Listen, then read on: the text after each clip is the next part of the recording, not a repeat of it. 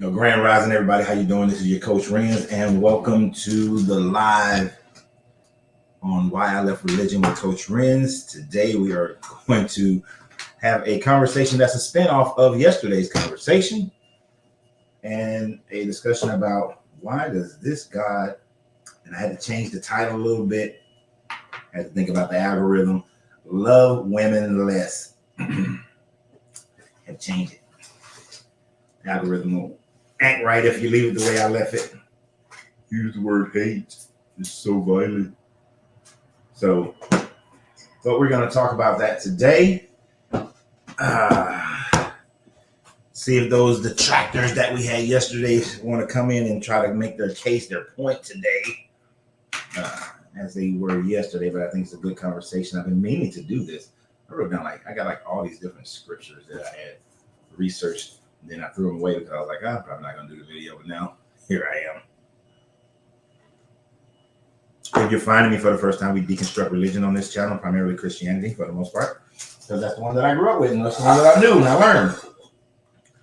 And we also do some uplifting. I encourage people to think for themselves. I don't try to teach people to follow any pathway, a certain pathway. Think for your own self. Make it make sense to you. Got to get my cigar ready. So how are we doing today? How was our yesterday? For those who were here yesterday, remember, always thank you guys for sharing the pages. We went over 50,000 on Facebook yesterday. I was very excited about that. Never thought I would be there. That's for damn sure. And then never contemplated. It wasn't something I was aiming for. And then we're almost at 10,000 on YouTube. So, congratulations to you guys for sharing. And continue to share the videos and everything on the platform. But get ready.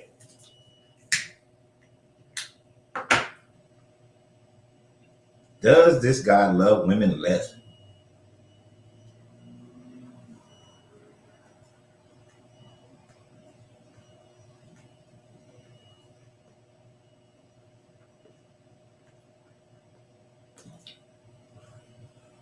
That is the conversation today. Does this deity love women less?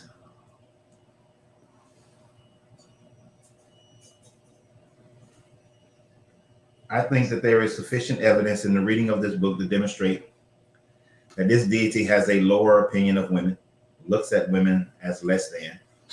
And I find it interesting.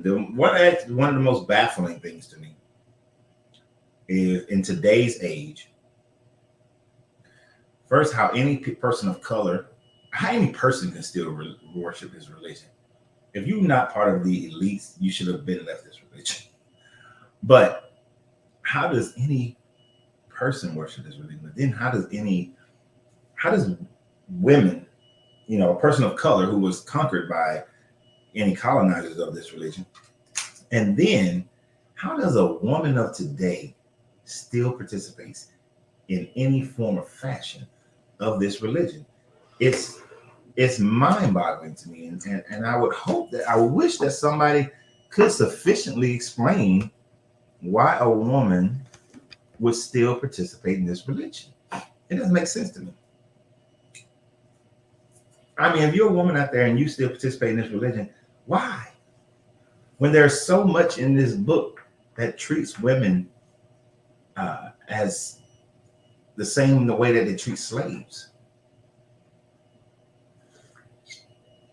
And then if you're a woman slave, oh shit, it's even worse.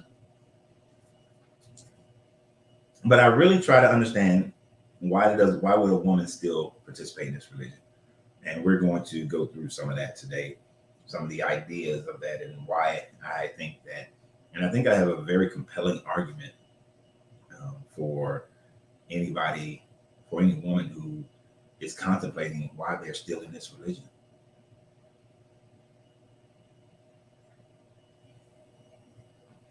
So we're almost at the 5-minute mark where we're going to get started here in about 7 seconds. No welcomings. Nobody said that they're here. There we go. Grand Rising Debbie. As soon as I open my mouth, there goes. uh, Grand Rising Debbie, how you doing? So, yesterday, towards the tail end of our conversation, there was a person who was on here. I don't know if there was a woman or a man. Art of love, something, being love, whatever they art of being love, I believe is what they were. Grand Rising Being, Grand Rising Kemp.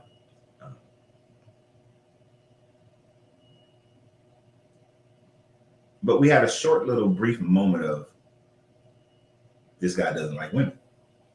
And they were insistent upon this guy does like women, that this guy loves women. But then I had to, I had to leave. I had to go take mom to the doctor's appointment.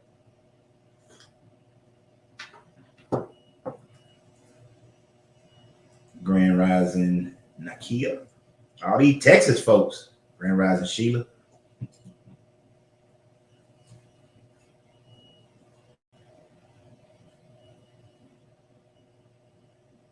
I think Nakia, I think Debbie is close to Dallas too. It's a couple of y'all that's close to Dallas. Anyway, to continue. So, we had a moment where we was talking about the fact that this deity does not care for women at all. That women at best, women are loved less than men, according to this book. Women are loved less than children. They're loved less than certain cattle. They're loved less than, they're about equal with slaves. Unless you are a woman slave, then that's even worse. Grand Rising Gucci, Tulsa. Grand Rising Stephanie Lynn. Oh, we're in Brooklyn. Brooklyn in the house. Long Island in the house. Okay. Sorry, I went back to the lake.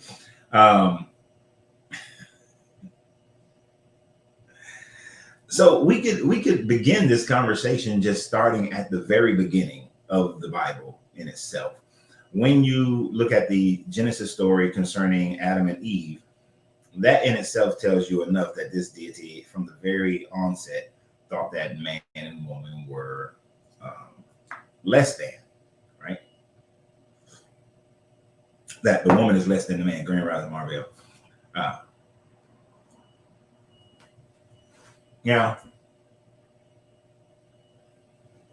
many Christians and people will say that, well, Genesis chapter 1 says that man and woman were created at the same time. So that shows the equality, right? But no, you have to understand that Genesis chapter 1 was actually written after Genesis chapter 2.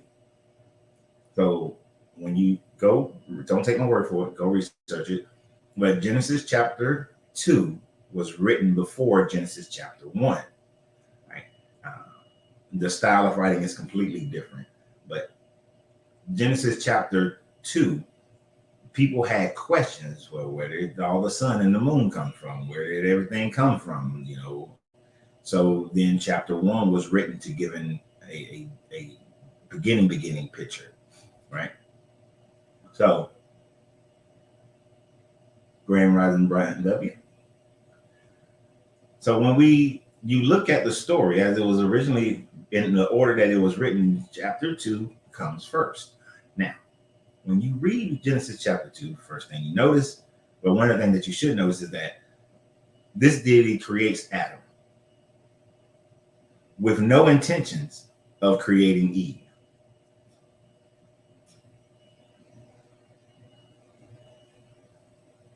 So Adam is created.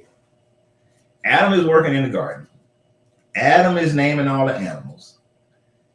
Adam is having a good old time, Grand Rising Danita, by his damn self, right? Eve was not part of the original picture if you look at it from the point of view of why was there a time difference between the creation of Adam and the creation of Eve. Eve was an afterthought. And then this deity said that, hey, Adam needs to help me. You would think that he would automatically think of woman, but no. He said he brought every animal to Adam to see if they would be a good helpmeet, if they would fit. Now, to me, that's some bestiality shit. To me, just Sounds like bestiality. Matter of fact, let me not let me find that particular one. I want to go back and find. Right, hold on.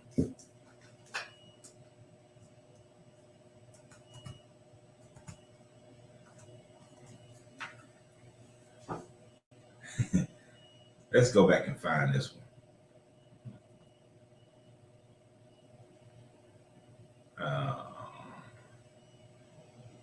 All right, he hadn't made it. It hadn't rained yet.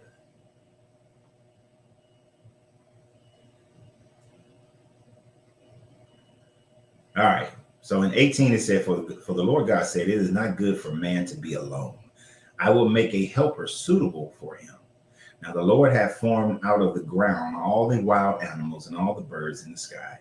He brought them to the man to see what he would name them, and whatever the man called each living creature, that was his name.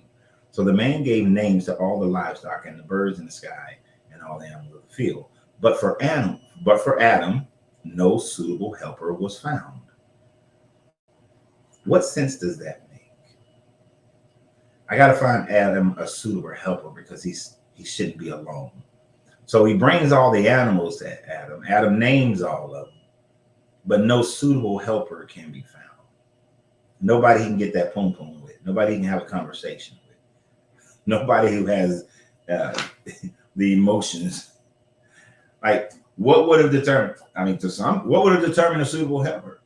I mean, to some people, you would say that if he brought a dog up there, Adam should have been like, man's best friend, a dog. Or for you cat lovers, oh, purr, you're independent little bastard, but you're my cat. Right? He couldn't find a pet. Right? Good. Grand Rising Anita. Oh, there's Texas in the house. Grand Rising the Queen, Combat.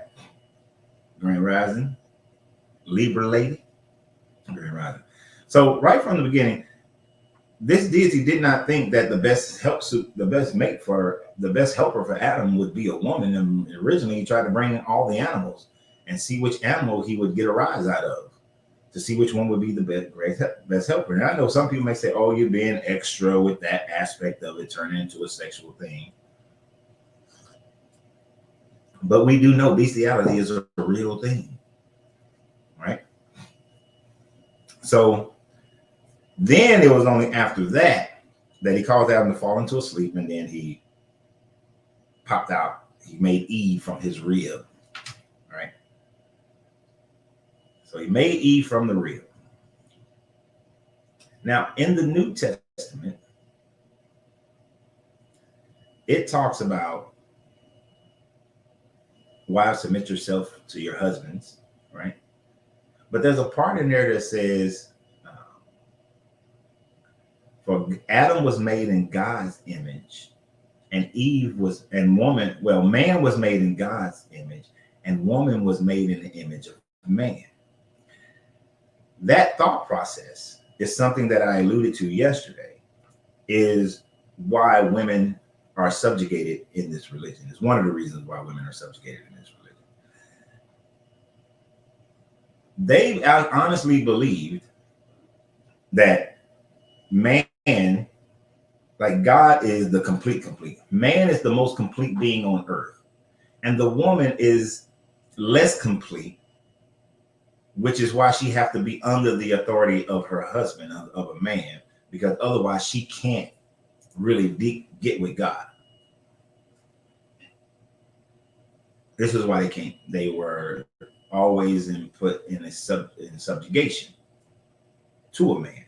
Have to ask your husband's questions at home. Don't speak in the churches. You can't preach or teach. Grand Rising Kari, Grand Rising John. So they also call woman the weaker vessel. Now, I've seen many pastors try to say that they were talking about upper body strength and that sort of thing, but no, what they were really talking about is the fact that the woman is a mutation of man, a lesser version of man. This is why even in the Gospel of Thomas, Jesus said that he got to convert Mary Magdalene into a man. That's that bullshit. That is one of the reasons why.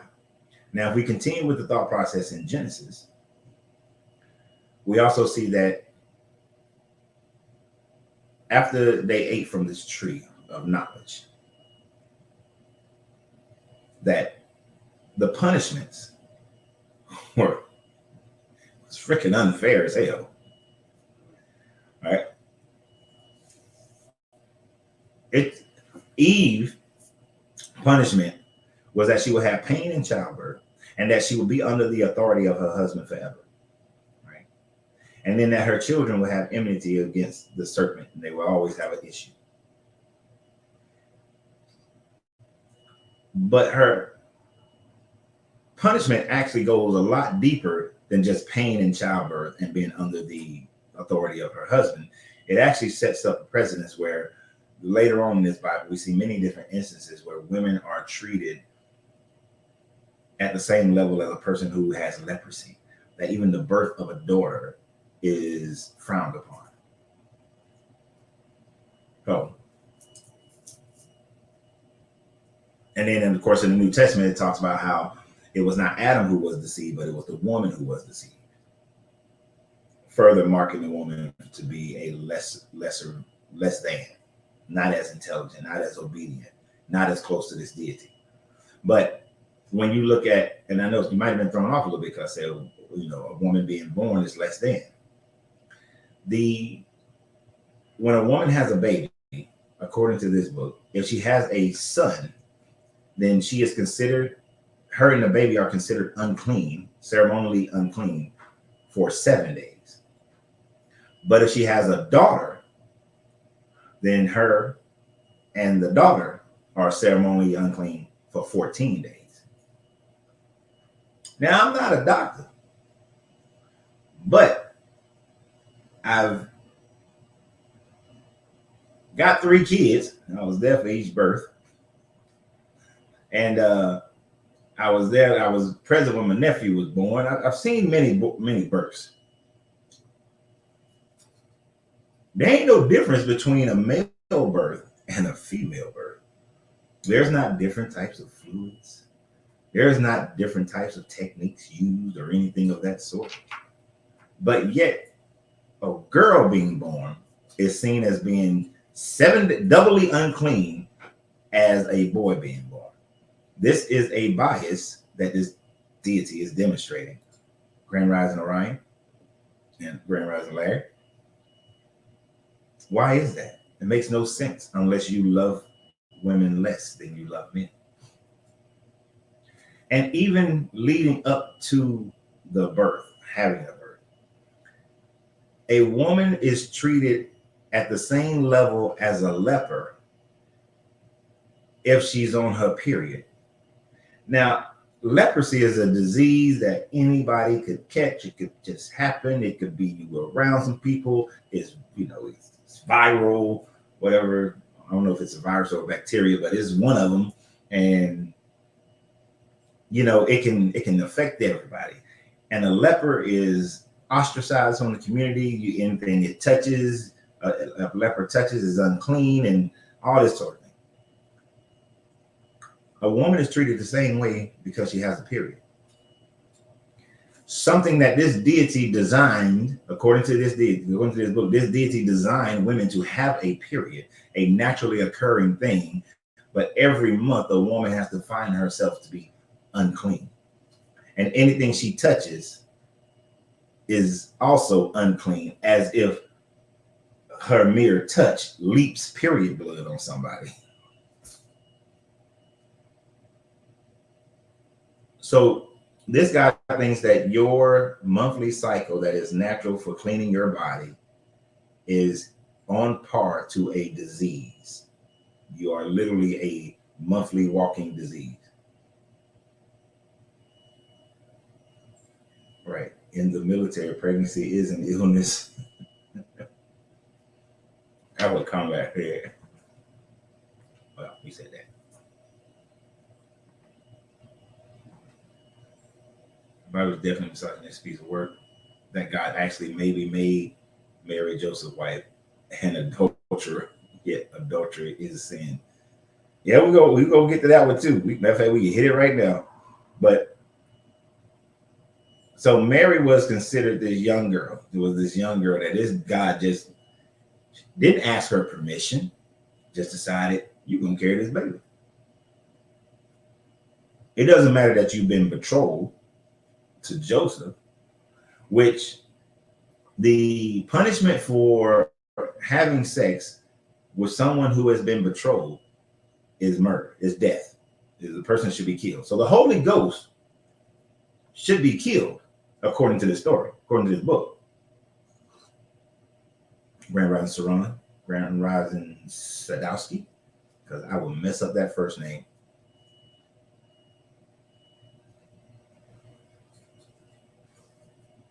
So she didn't have a choice. And speaking of young girls not having choices, how many times throughout this book it is said that this deity tells them, like when Moses was attacking the Midianites, to kill all the men, kill all the fighting men, kill all the old men, kill all the young boys, kill all the women who have known a man.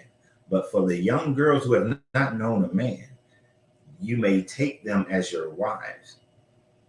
What is marriage in the Bible? Having sex. So what are these men doing to these young girls? Sexually assaulting them.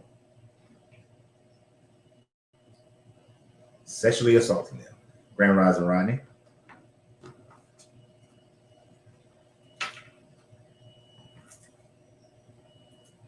Let me tell you something, Rodney. And this is going to be a warning to all of y'all. I grew up with my grandfather. I grew up in the Marine Corps, and it's just part of who I am. If you make a suggestion, make it happen, sir. Make it happen. Don't make a suggestion and don't get involved with it now. Make it happen. I can come to Kansas City and do a seminar. Wouldn't have a problem with it at all. Be the head, be the lead on that, Rodney, and we can make it happen, sir. My Rodney be like, damn, I shouldn't have said a word. Keep that shit to myself. Let's see. Coach, do you think the unclean part might be part of the superstition that blood had magical properties that could be used in spells? It could be, but let's think about this from a God perspective. That's a man perspective. But from a God perspective, you're setting these people up. If it's period blood, and I get what you're saying. Let me backtrack a little bit. I get what you're saying. There are magic spells that does require blood, but those magic spells were used for good or bad. You could use them either way. But this is a difference. This is not really apples and apples. This is being clean enough to give worship or to be around the holy people or the tent of meetings, to be around this God. So it's really not about the magic. It's about whether or not you can come near this God, his temple, or any of those things. Grand Rising Brian B. Gucci. Organize it. Set it up, man. I work with you. Set it up. I have no problems.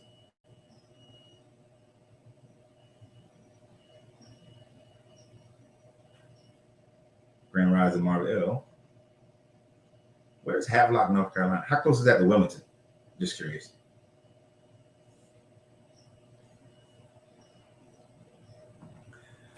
And this is what we're talking about. I don't understand why overstand how intelligent people still believe that this nonsense. It also seems like they were going off of and following the level of education which was close to none in those days when it comes to women in their monthly cycles. Pretty much going off how they understood things to be.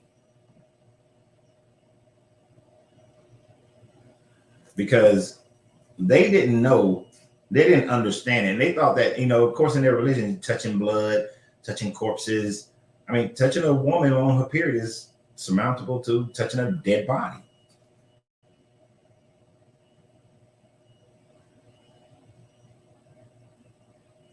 And for them, touching blood was seen as such a negative thing. But here's your women, they have this cycle every month for anywhere from 40 to 50 years. This is what they're going to do. And you're going to consider them unclean and treat them like it's a disease. Okay, about 2 hours. Okay, just curious. Ryan W. Grand Rising. So if you knew that if blood was going to be an issue, then why would you create women with a menstrual cycle? Certainly there is another way that you could have created a woman so that the woman didn't have a menstrual cycle. There is absolutely nothing about, if this God created Eve out of man, there's nothing in the biology of man that would go towards a menstrual cycle, right? And that a man constantly reproduces. Well, a man constantly produces sperm until he dies. A woman is born with the exact number of eggs that she will ever have. So the two don't match. Women then are limited on how many babies they can have and how long. Now, biologically, to us, it makes sense that a woman has only so many eggs, because as a woman gets older, the stress of having a baby becomes more intensified. So there should be logically, there's a limit. Nature is logical. There's a limit to how long a woman can get pregnant. That makes sense. But there's nothing about a man that indicates that woman came out of man like that in the way that this Bible does. There's no reason for it. But they didn't understand the cycles and all that, so they had to make up some bullshit.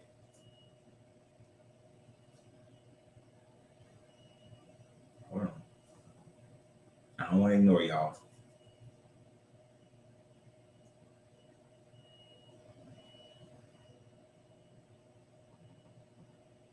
And of course, if you had sex with a woman while she on her period, y'all going to hell. I mean, y'all got to be ostracized, cut off from the people.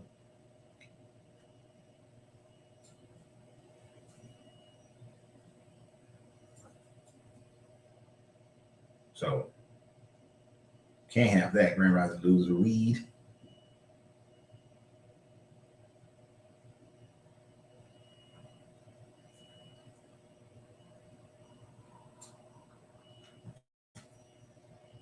This is another indication right here. If this is everything I'm thinking about that he's saying. This God is all male. All angels, male, disciples male. The angels are male, the disciples are male, Father and Son. What is the Holy Ghost? That's them getting rid of the woman, but it's still a male in the Christian way of thinking about it. Sideline the woman from the get-go. Women caught in adultery to be stoned to death. Now, what about the man? That's where we start. That's why we started this conversation, because yesterday that adultery story came up. But yeah, there are no female angels. Doesn't matter what they're not painted nowadays. In this book, not one angel is female. They're all masculine. This deity is all masculine. It's all about fathers and sons. Every now and then, are there a few good stories about women? There's a few. But for the most part, there's not. It's all about the dude.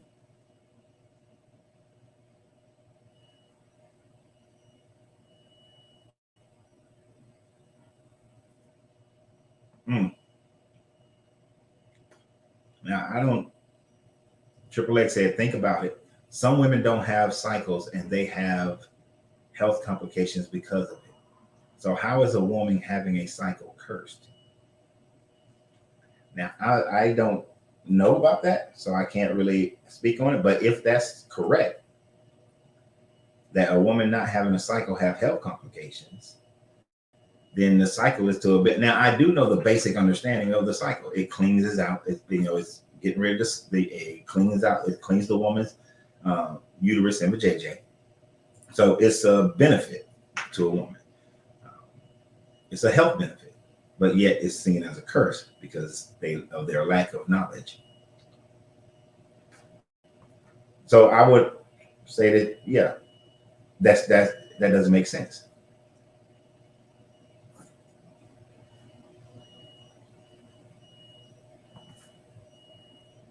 All those stories about female were subservient roles, they definitely don't mention too many women in power. No, they don't. Most of the time, and most of the time they're definitely in subservient role, and they have the most grievous things that happens to them. For instance, in Judges 19, that is the judge's copy of the Genesis story of Lot, but it goes the full tilt. There are no angels to blind the crowd, But first, let's look at Lot. Lot offered his 2 virgin daughters to be gang raped by the mob in protection of 2 angelic men, right? He offered them. Now, many Christians will say, well, but they didn't, but they blind them, so they didn't take them, so da, da, da. But in Judges, they say, no, the Lot story was nice, but we're going to take it a step further. You got the same situation, except it's not an angel. It's a priest of God, a priest of this deity, comes to this town, visiting a friend. The friend is like, hey, visiting.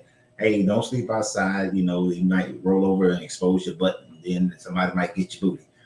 So then they come inside his house. The men of this town are mad, like, hey, that man didn't come in and greet everybody like he was supposed to. We want to gang rape him. The guy who's the owner of the house said, I got a sweet, tender virgin daughter, and this priest has a sweet concubine. Now, just to throw y'all off a little bit, you did hear me say the priest had a concubine.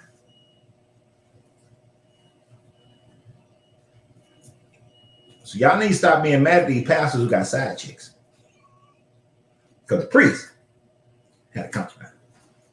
So anyway, but they take them and they rape the women all night long. And in the morning, she crawls to the steps of the door and dies. He then cuts her up, sends her to the 12 tribes, tells them that they just raped her. Doesn't tell them that he offered her. He omits that part of the story when he sends it to the 12 tribes. And that is used to galvanize the armies to conquer these other people. The value of the woman in this book.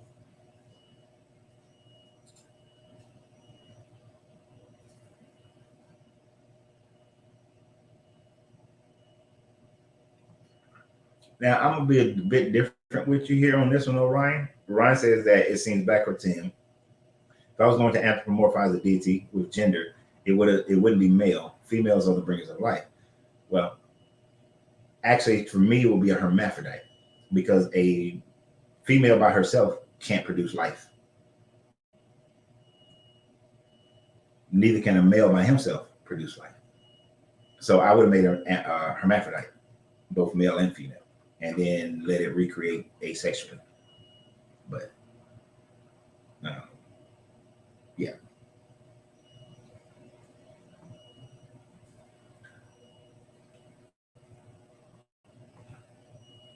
DeHaven asked, did the Egyptians understand the woman's menstrual cycle? Off the top of my head, I don't know. I would have to go and research that. If anybody knows, let me know. Let us know.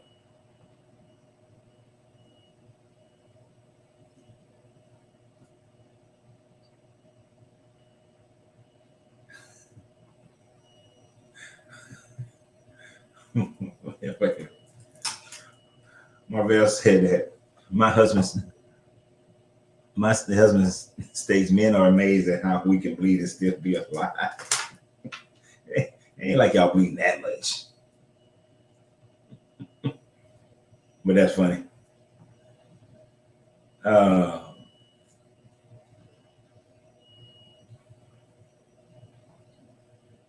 They say plenty of times, the Bible doesn't deny that. Judges also denounces that behavior in the same book.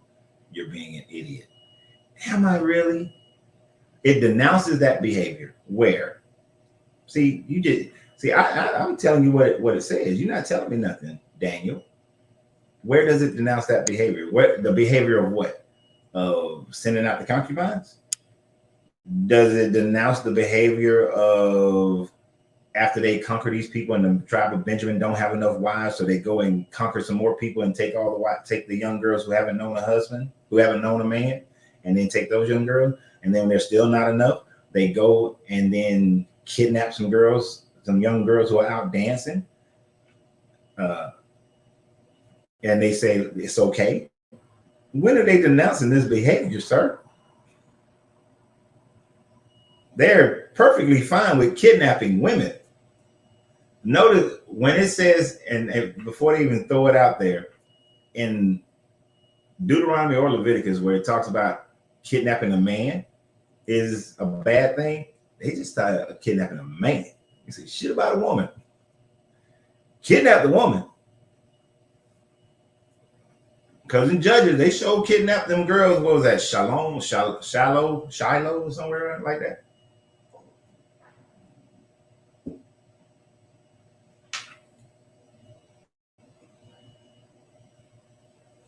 And it's interesting to me how, I want to throw multiple things out there at y'all. Why does a woman have to offer a sin offering when a baby is born? The first instructions in both Adam and Eve and in the first chapter of Genesis is to multiply, be fruitful and multiply. But yet, later on, they have to offer a sin offering for having babies. And you notice these things don't happen until after Exodus, that they have to start offering these sin offerings for having babies. The funny thing about Genesis is that Genesis never tells you about all the sin offerings and the ritualistic things, but yet try to incorporate them, because Genesis was actually written after some of these other books. It wasn't the first book written. So these practices were already in place, and these practices were already picked up by the other people. So by the Babylonians, the Assyrians, the Arcadians, all of them. So they just wrote it in.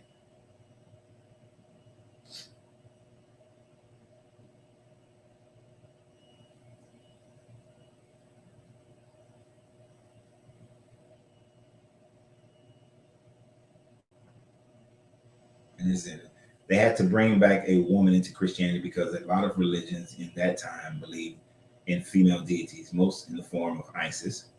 So they brought back a woman figure in the form of Mary, but they made her a prostitute. And then they had to correct that. I think it was like in 1960 something, 1940 something, they corrected and said that Mary Magdalene wasn't a prostitute.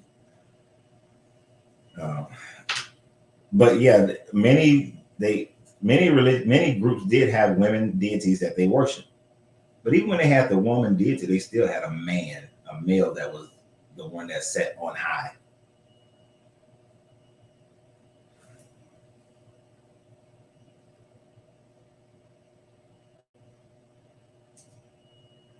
I clicked on this one because I saw it say women are the most precious gift. And yes, they are. But yeah, it's a whole bunch of blood sacrifice, and the menstruation is right in there with that blood sacrifice and child sacrifice.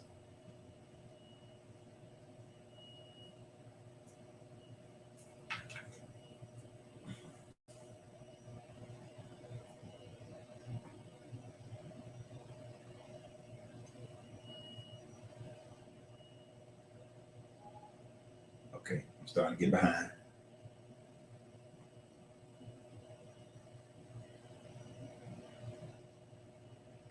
Oh, let's see what Daniel had. It says they did what was right in their own eyes. It denounces the denunciation of the behavior all throughout the book. No, you got to be specific. You can't say they did what was right in their own eyes. Where is that verse at? Because as y'all always like to say, context, What's the context of that verse that says they denounced what was right in their own, they did what was right in their own eyes? That could be in reference to a whole bunch of different things. You can't use that as just all, this is a catch-all right here.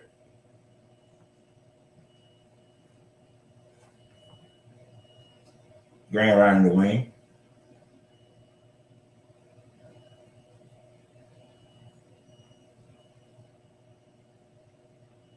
You can't do that.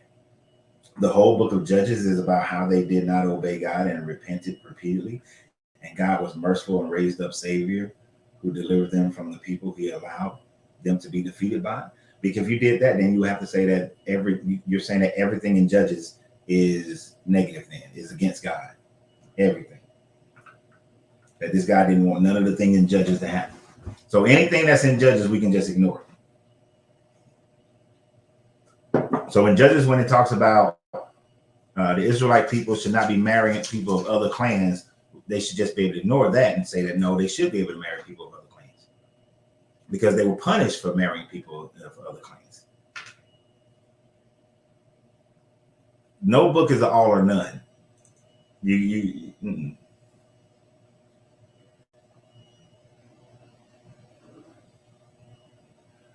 Well, Trish McGistis, he said, so everything that's right in our eyes is a sin.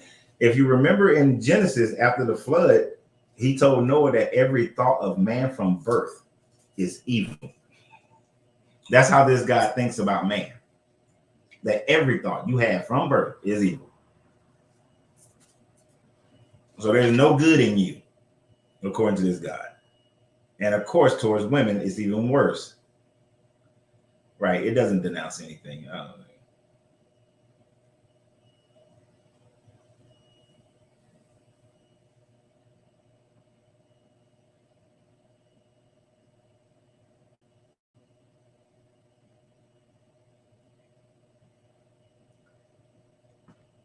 Where is that verse, Daniel?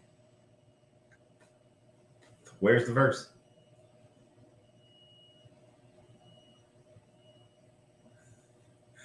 Oh Lord. Brian said he gonna get him one more hit, then he gonna get on a roll. I am falling way behind y'all.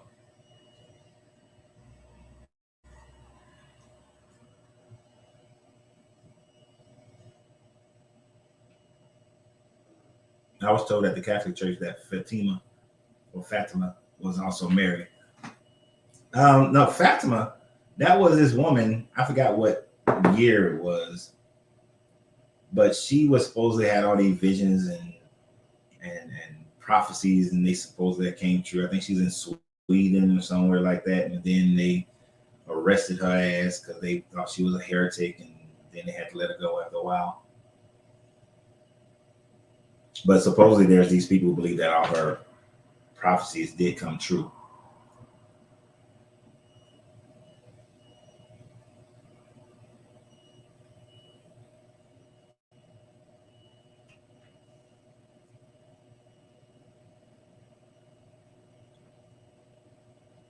What did Moss have to say? On this campaign against the Bible, prepare to disregard many scriptures and righteous interpretations, which include the entirety of the story. Prepare to be constantly contradicted.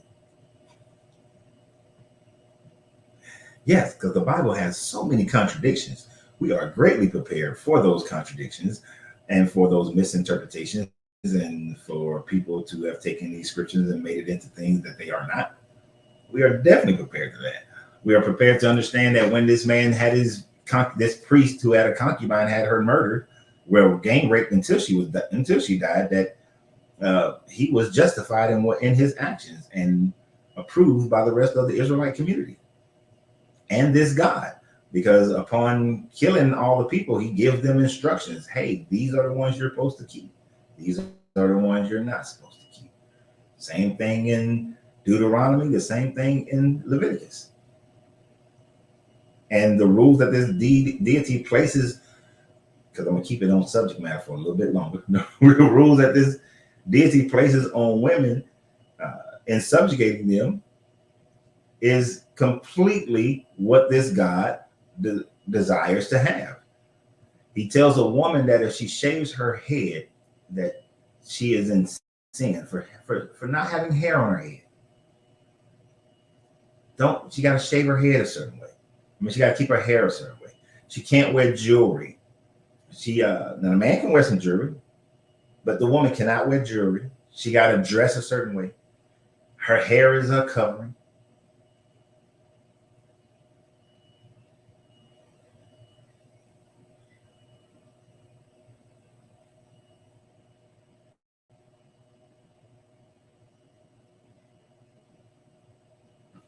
I'm not even going. But yeah, Fatima is also that in Islam. He said Fatima is also the name of Muhammad's daughter in Islam. Even though I like saying Fatima. If I had a daughter, I almost named my daughter Fatima. You're stupid. Or I'm just gonna post that up for a second. I ain't even gonna read it. You cannot contradict my saying peace, love, and impartiality with anything. Dude, you didn't say nothing. You said nothing. You just spewed out a bunch of words. You didn't say anything of context. Okay. So Judges 21:25.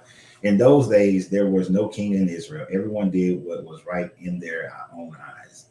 This is the summary of the evil that was repeatedly committed since the charges brought them in Judge 22. So you're talking about Judges 21. Let's play.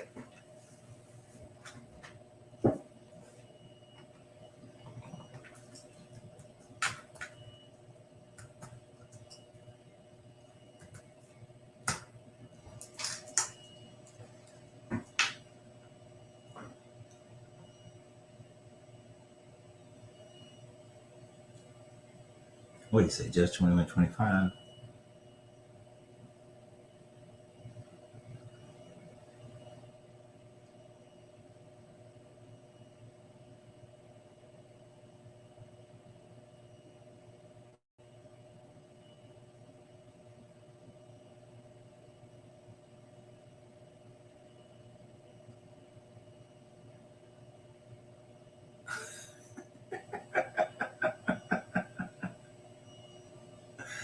Oh my God, dude, are you seriously?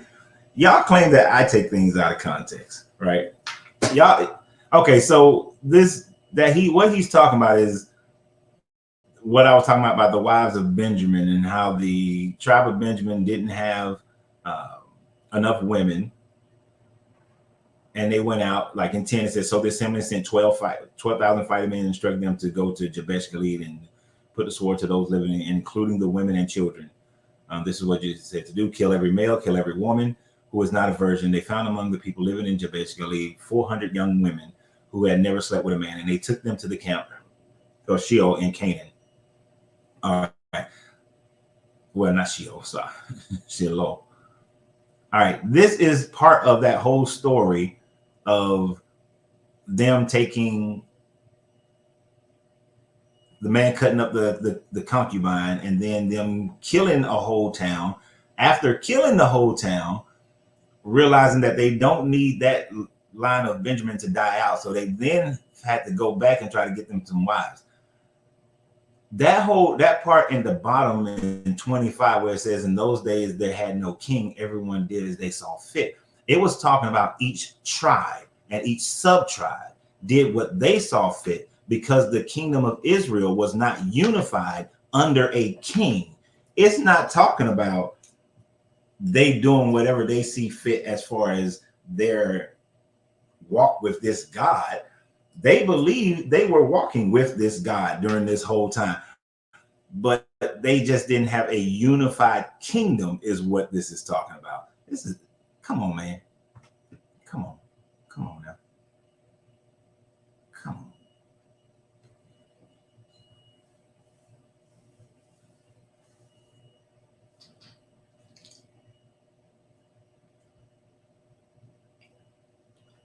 Thou shalt not kill. You can't contradict that. I just read a part where your God, they told them to kill all the men, kill all the women. That's killing. So this guy says, "Thou shalt not kill," but then goes and instructs people to kill. Told Moses to go kill 3,000 people because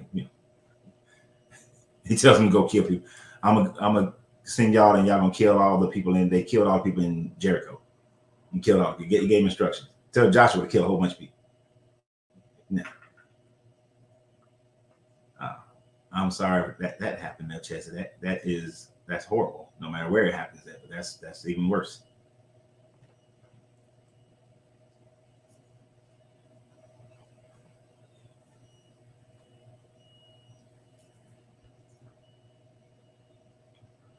And see, here's the problem with you trying to say that about judges. You can find in every book where the Israelites were disobedient.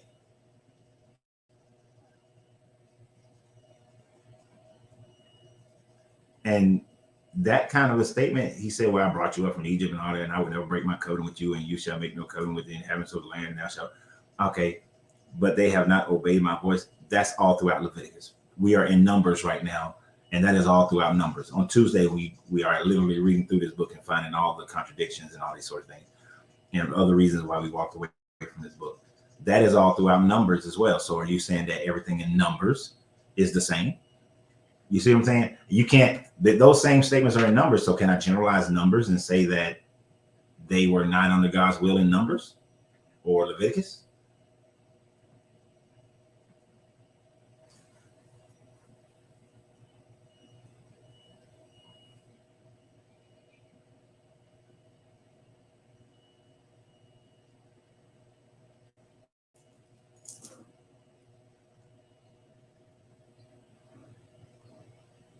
So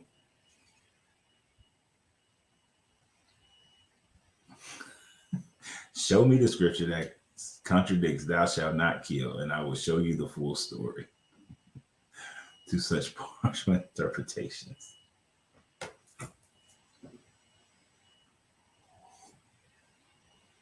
So this first Joshua in the city of Jericho, when he instructs them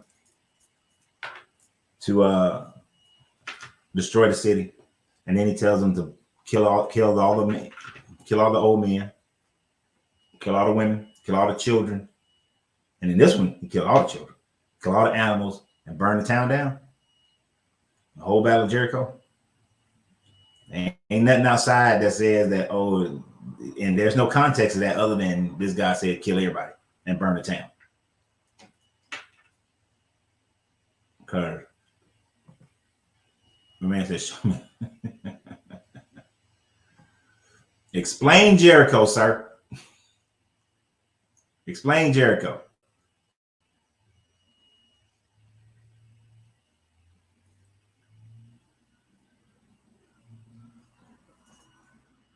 And see, that's what I'm saying. And he says, so that's the green light. Explain Jericho. This is your Lord, Lord, telling them how to kill all the people in Jericho. Grand Rising Charles, that was my turning point with Christian religion, the whole Joshua after giving the commandments. The whole Joshua. You know, when he killed the people, killed the 3,000 people. Okay, I'm getting too far behind. If we created an image in I know everybody for the YouTube, so everybody can see everybody's comments. I know what some of them. If we are creating an image of God, why is it that when people let us down, we stop having faith in them? But when God let us down, say is divine will, that makes no sense. Because people believe that this God is all good and all perfect. So because of that belief that it's all good and all perfect, and this God controls their ability to go to hell, they can't say negative things about this God or walk away from this God because they are so fearful of going to hell. So they have to stay in line with this God and just say that it's divine and it's just his will, and we don't understand his will, and his ways are not our ways, and all these other kind of bullshit excuses. But we can evaluate and judge another human being because we are equal to them, and we don't think that we're equal to this deity. But out of fear, you'll say that it was his divine will, knowing good and well you ain't happy with it.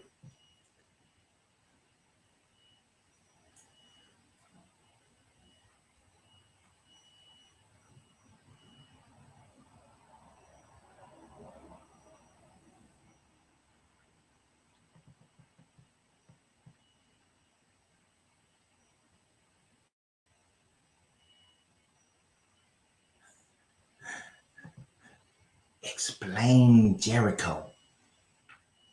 Don't say something else. Explain Jericho.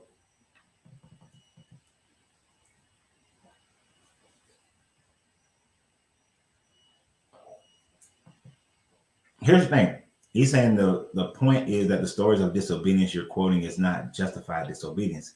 The history of disobedience is warning because it results in the captivity and distress.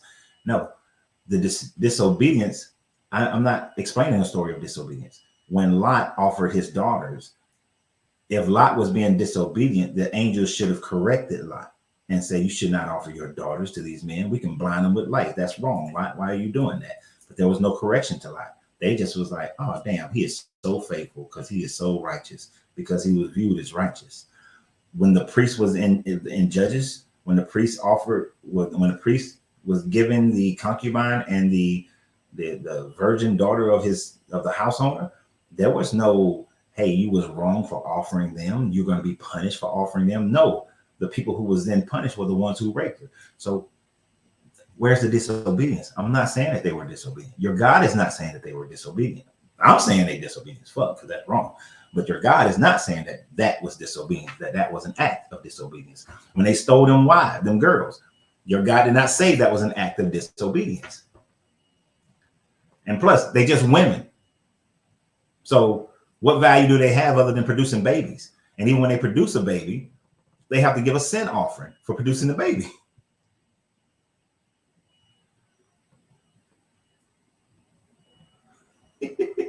Look, y'all know that Most Till know he can't answer the question, so he just keep repeating the same thing. Oh, these baby.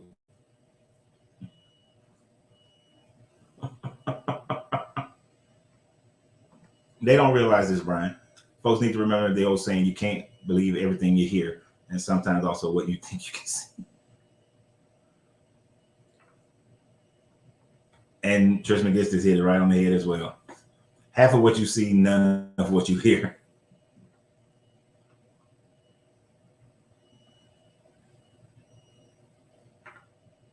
Mm-hmm. And this is a big thing. The context in some of the other books, 9 chapters later, in some other times, we call it hindsight. Right. They try to, now, two thought process on this. You can see sometimes the authors of a book trying to correct in hindsight something that the book says earlier. And then you also see how people today try to recontextualize what this book was saying and how those people acted, because they're looking at it in hindsight, knowing that our morality today is greater than their morality at that time frame.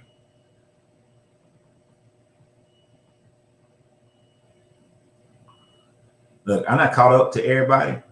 I'm not caught up to all the comments. And yet, I don't see anything about Jericho, my guy. You're not explaining Jericho. Yeah, I'm gonna ride that one.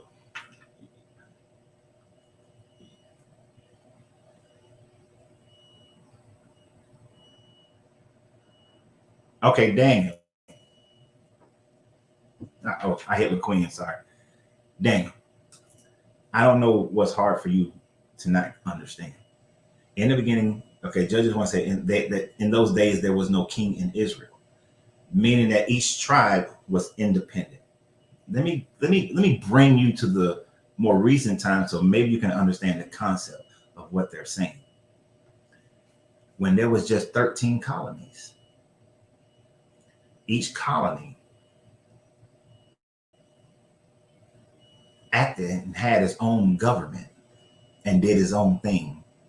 Although technically they were under the King of England, but each colony still did their own thing. Better yet, after the American Revolution, before the federal government was fully in place, Each state government ran itself. They actually printed their own money. Right? They had their own laws and how they acted and things of that nature. But they were all still considered one people, Americans. So these people during the time of Judges, although they didn't have a king, they all still acted under the guise of this God. When it says they didn't have a king, it doesn't mean that they were not, that God wasn't their king. It means they weren't under one government. And if you're saying that in order for these people to do anything under this God, they had to have a king, then you just said everything from Adam all the way up to what Saul, I believe, will be one of the first kings, that none of it mattered. All of that was just them doing what they want to do. Because Abraham didn't have a king. Moses and them didn't have a king. Joshua and them didn't have a king. Lot didn't have a king. Jacob, Isaac, none of them had a king. Well, until they got to Egypt and they was under Pharaoh for 200 and something years before the whole slavery, fake slavery part that supposedly happened. But they didn't have a king. So then you got to, all of that, none of the stuff in Leviticus. So you forget them Levitical laws. You don't need them. None of them. They don't matter. That wasn't what your God wanted if you got to have a king, because they didn't have one. It's just talking about how they ruled themselves, dude. Boy, they be telling, and they tell me I take stuff out of context. Come on, man.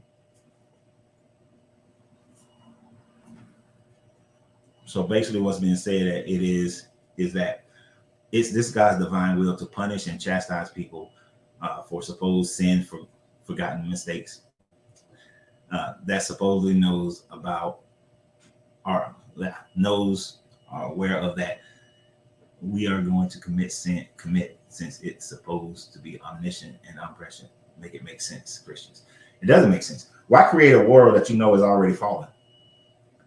Why create a being? If you're supposed to be this all good God and you cannot be where there is evil, then how is it that you actually created evil? Because you had to have created it. And you admitted in Isaiah 45, you say that you created the evil. Okay. But if you was trying to create a perfect world, why would you even put evil on the planet? Why would you allow evil to come down here? You wanted to see all the turmoil. You wanted to see the bullshit. And you can't call it free will, because there is no such thing as that in this Bible.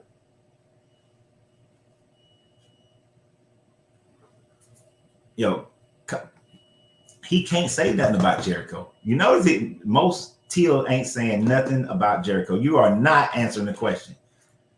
You are not answering the question. You said the commandment, thou shalt not kill. Yet he instructed them to kill everybody in Jericho, even the animals, and then burn it down.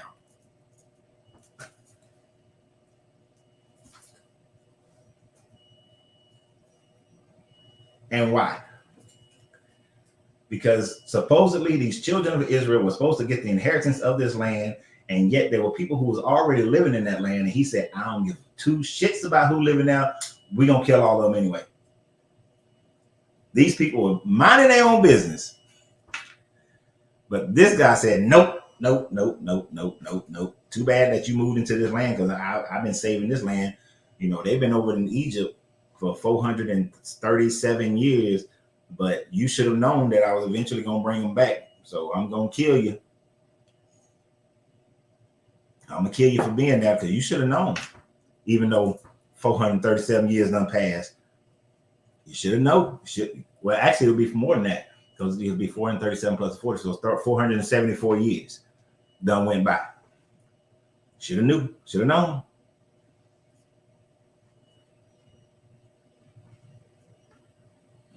And yeah,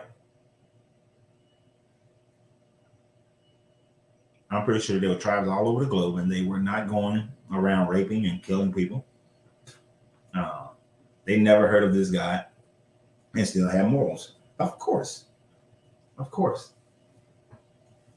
Anytime that there was a group of people living together, they had morals and standards based on their culture.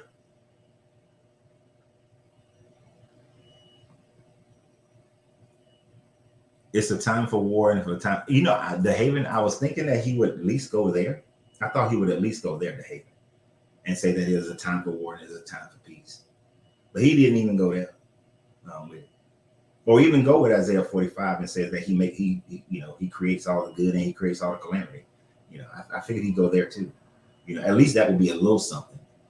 A little something. But either way, it still goes against thou shalt not kill. If this was truly a good God, there would not be war. There would not be a war, period. There would not be a time for war. If he was truly a good God and really wanted people not to kill each other, there would be no murders. All murders would be seen as wrong. He would figure out a different way for the people to take over this land. But his only way of getting people to take over this land is through war. It's through murder. It's to kill people. And this was very true. Got some pieces coming up on that one. In some early Christian, the high priests were the tribe's most high in governing, and the tribal leaders consulted with one another and offered, and then differed with the priests. Kinship wasn't a thing. Kingship wasn't a thing. And you're right. When you look at the story, Ruth and Boaz, which is a whole nother story showing, which actually is a messed up story for women. If you think about it, I'm going to tell you how that's a messed up story for women, because we're going to stay to this subject matter for a little bit longer. But they didn't have a king. They have elders. The elders were the tribal leader in that group, right? But I guess, according to Daniel, I got Daniel on here, that didn't matter. But once you think about it, right? Ruth, who was a Moabite woman, who, according to back in other books, they were all supposed to be dead, so I don't know how she's a Moabite. But Ruth, Naomi showed her and dressed her up to use her pum-pum to get Boaz. Boaz was a lonely old man who ain't got no woman, and he need a woman. He saw Ruth, collecting that the little outskirts, like, damn, she fine. I'm an old man. But then she sneak into the little place after he get drunk. She sneak into the little threshing floor. She lay down at his feet. So basically, women, if you want a man, you need to come on up to him and bow down to his feet. All right? And then give him the pum-pum. And then after you get the pum-pum, he's going to tell you, look, let's keep it a secret. Don't tell nobody that I got your pum-pum already. Then he goes and tricks the actual elders into getting Ruth as his wife, so he can also get all the inheritance that that Naomi's husband, and sons weren't able to get. So now Ruth got all this stuff, and then so she sugar daddied him. Ruth is a sugar baby. Boaz is a sugar daddy. And then out of that relationship, you get Obadiah and Jesse and David and all that and so on and so forth. But Jesus come from a sugar daddy and a sugar baby. Because she wasn't, she was a sugar baby. So ladies, stop being mad at these gold diggers. Dudes, stop being mad at these gold diggers. That's what the Bible said they're supposed to be, according to the Ruth and Boaz story, which Christians have romanticized the hell out of that book. So I'm just saying. But that's how the women are treated. Think about it. Naomi and Ruth, because they don't have the covering of a man, are treated harshly. They have to get the leftovers, which is what they offer to foreigners and to slaves and poor people. The land that the husband and the son should have now get pushed over to another man, and they don't even get to keep it. They have no inheritance because they have no property right, because women don't have agency in this book. Still like that Ruth and Boaz story.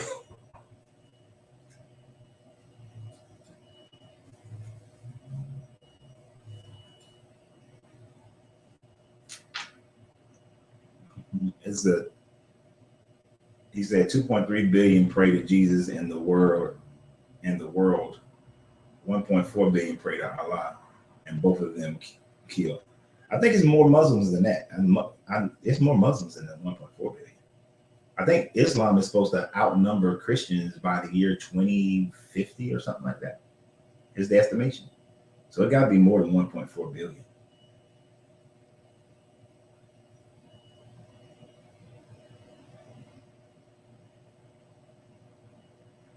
Appreciate you, Trace McGinnis, saying he had connection issues. I know, right? My man said, "Thank goodness I was named after nobody in that book. I probably would change my name." Let's see what T.O. got to offer. Oh, my bad. It's Most Real. That's right, Most Real. You need to move that T over, man. That's why I keep saying it wrong. So it's not. I'm not being disrespectful. Just I see the T need to be over and the R capitalized. Then it'll work. What? There will be no evil. We have free will. We've literally and historically chosen evil teachings over those of love. Blame ourselves for that, for the bad. Can't blame the scriptures that you never paid close attention to. For the scripture, for the destruction of man due to our lack of knowledge of the word. So, no, let me leave this up here for a second. Let me leave this up. Wait.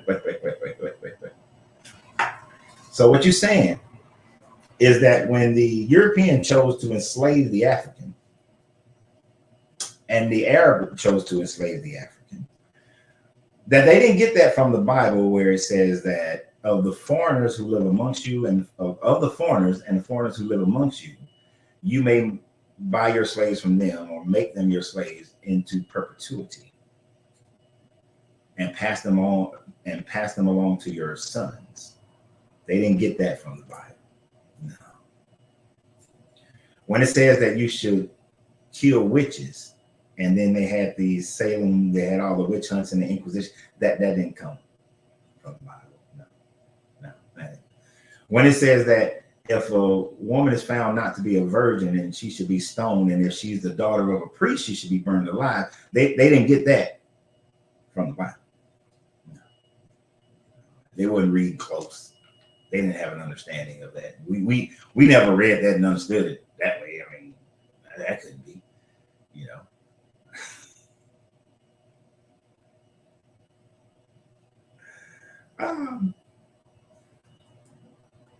No, don't try to change the subject. Most Real.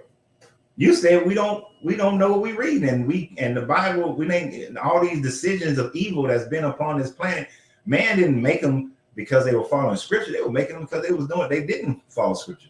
I just gave you a couple of instances where that's exactly what your scripture says, and that's exactly what happened in world history. So what you talking about, man? What are you talking about? Come on now. You mean to tell me that the Baptist Association in Kennesaw, Georgia, when they said that women cannot be preachers, that they weren't following where the Bible says that for I suffer not, your women should keep silent in the churches, for I suffer them not to usurp the authority of a man? That they didn't understand that? They didn't read that? That's not what your book say? That's what your book say. Keep them women down.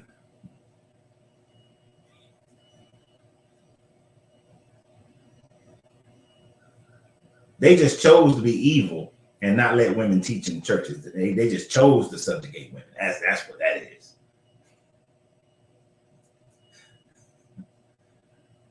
And he said, witches who, his response was, witches are who run religion. Yes, exactly. It's Exodus 21 for the slave part. Just in case you didn't know. Just in case you didn't know.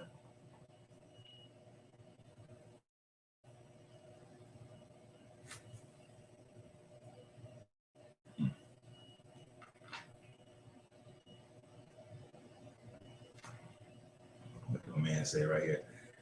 PSA, folks, if any of y'all been in the stream just to go gain confirmation of your religion or religious belief, you have not been paying attention.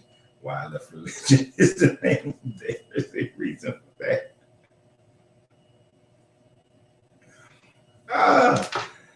I'm telling you that's why I gotta put both my Brians. I gotta leave them two jokers, boy. Brian's, both the Brians, Nikki, Paul Martin.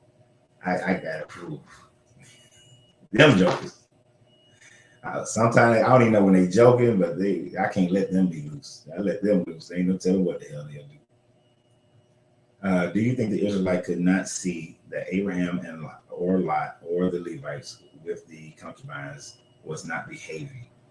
You think you know everything. You're not even trying to tell another guy how to type his screen name, but you don't understand that T-real is like too real. Oh, see, my bad. See, what you weren't here for was 2 or 3 Wednesdays ago. We was calling him most real, and then he corrected us and said it's most real. So stop thinking you know something when you don't know something, because that's what the man himself said that his name was.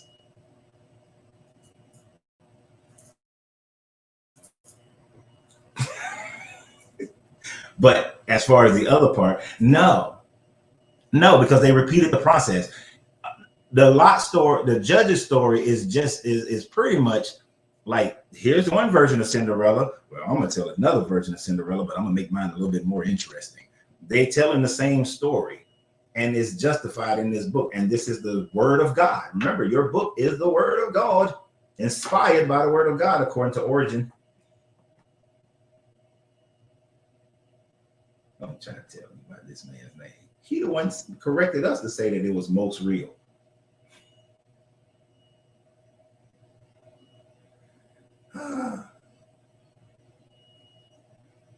Yep. And there go my guy Paul. They're still using the Bible to kill witches and albinos in Africa. Yeah. They don't even realize how much damage they're doing to themselves with this book. That's why I don't understand how people could follow this book, in which I really don't understand how women could still be in this book.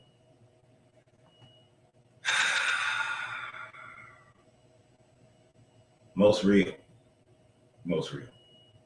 Stop, bruh. Slavery is condemned in the scriptures. You are again speaking of false teaching, interpretation of slaves. Be good to your masters, whether they are good or cruel. That doesn't sound like condemnation.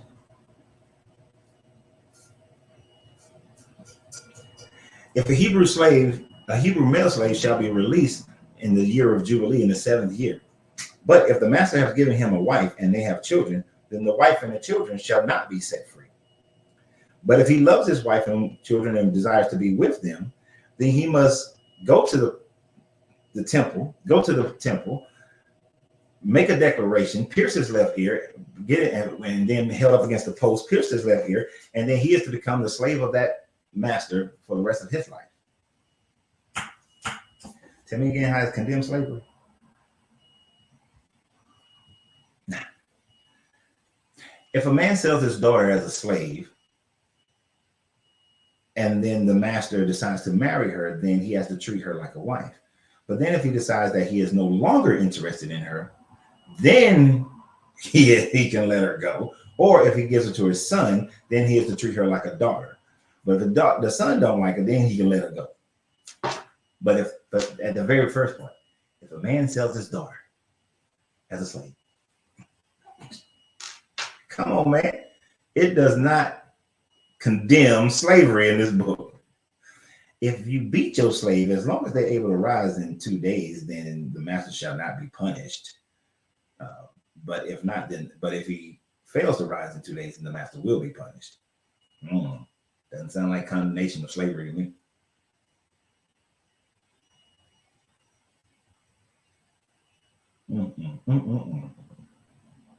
It's amazing to me how the people who claim that we don't know this book demonstrate over and over again how they don't know this book.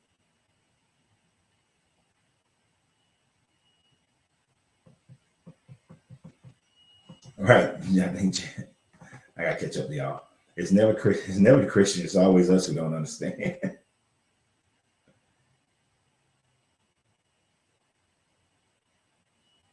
Oh, see, now you're trying to distract. No, bro, I'm not even going for your book. You don't know your own book, or you know what was his thing. I think most real knows the book. He just refused to accept that that's the book because it doesn't fit his narrative.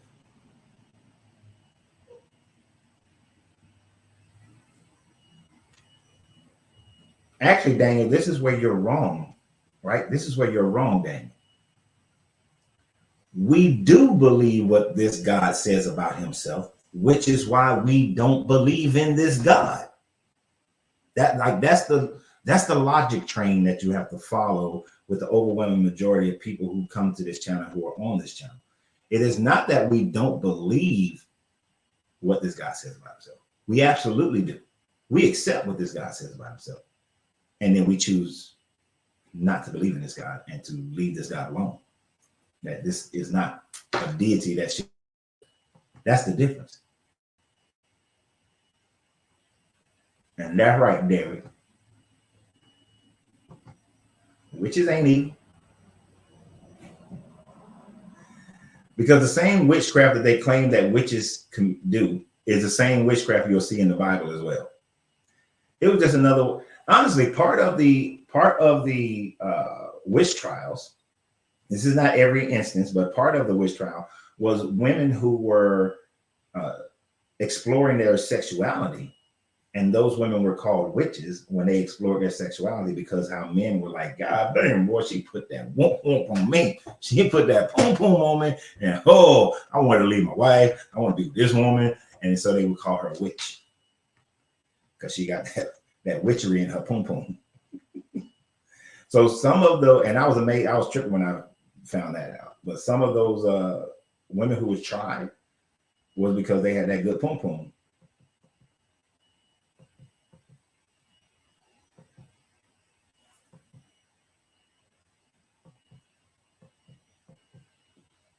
But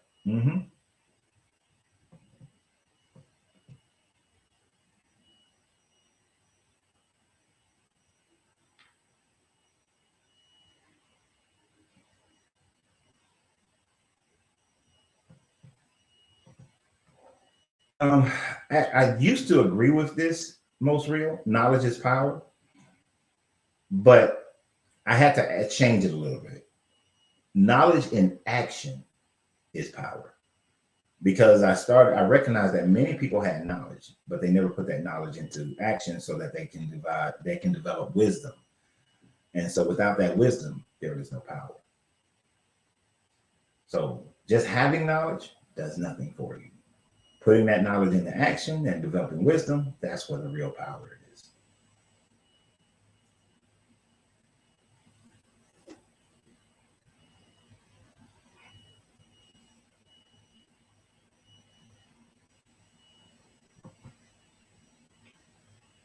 What the actual does this have to do with any of this stuff? God of the book has told folks to kill, sent angels to give blessings, to kill, or to kill, or kill sacrifices. Dude, your God is not worth the last 2,000 years. It's not.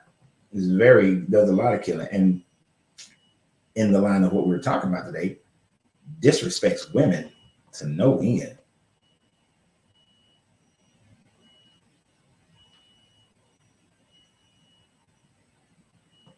And no disrespect to no husband, but husbands are the de facto slave masters according to definition. And according to this Bible, you're absolutely right, DeHaven.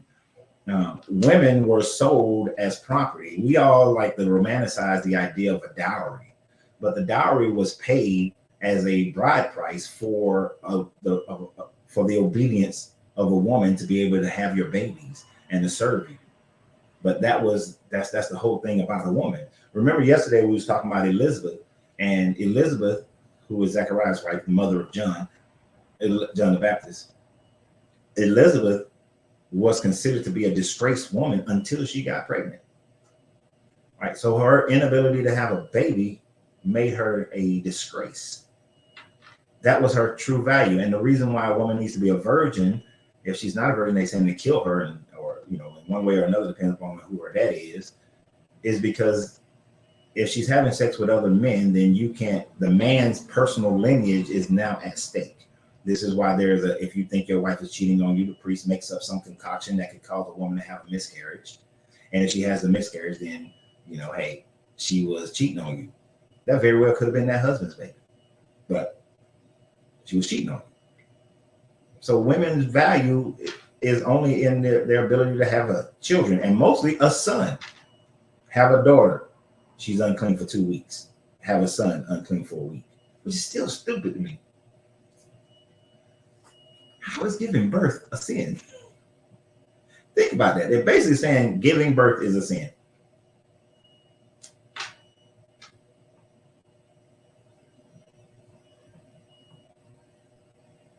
But yes, in those times, the wife was no more than a slave. This is why, actually, even recently, there was one Republican who voted against a bill. I forgot what state it was in. I think it's like Michigan or somewhere like that. But there was a bill put up to say that a woman could accuse her husband for rape. But this one senator, congressman was like, nah, she shouldn't be able to do that. But do you know that women just got that kind of a right in America, like in the 70s, in the 70s? Like, there was no such thing as spousal abuse prior to the 70s.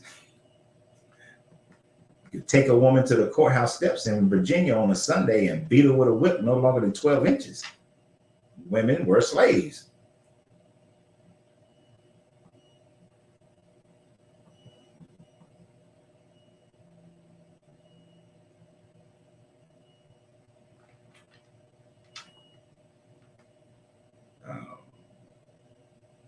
Not only do I believe what this guy in the Bible, this Bible says, I also don't believe that this God exists at all. No, I don't think this God doesn't exist at all. It only exists in the minds of these people. And I also believe that if this type of God does exist, it has a lot of answering to do as to why it chose to act this way and call it divine. Sure hell does. You got a whole lot of explaining to do.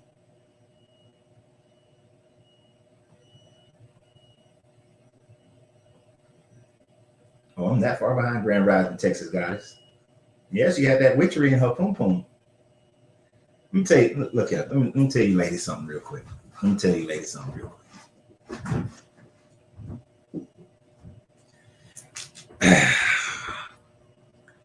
is why y'all need to join my channel, The Art of Tantric Love. Like Eddie Murphy said, even though he said it in reverse, if you can figure out how to make a man catch that cramp in his toes and feet, I mean, you still got to show him respect and stuff. But if you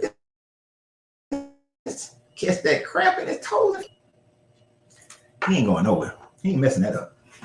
But now you still got to be a good woman in other aspects. But that part, you get that part down, you can get away with some other shit. But let me put it in a better way. If you get that part down and you're doing the other stuff, that man will break his back to make sure that you are happy.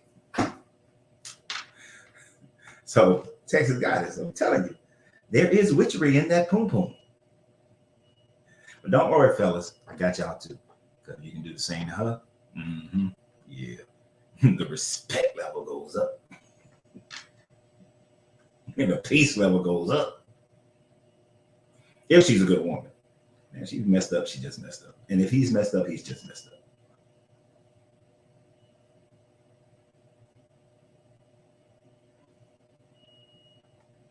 Oh, this was when everywhere Christianity stepped in, that became a thing. Like Brian Wilson, you're in Washington State. So the native tribes in Washington State who knew how to use different herbs to heal people, when the Christians came in, they deemed them witches, and that's witchcraft. You know.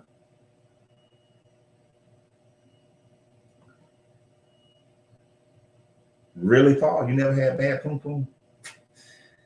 I can't say that, bro. I can't say that. I've had some pum pum that I actually got up in the middle of it and walked away. I had some bad pum pum before. And this is another good statement. He who holds the pen holds the keys to knowledge. Yep.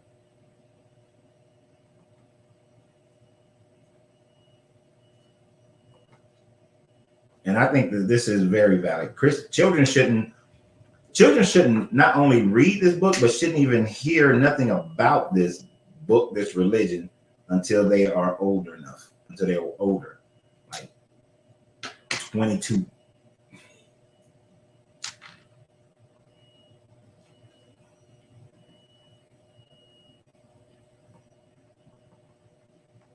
All right, I'm getting behind.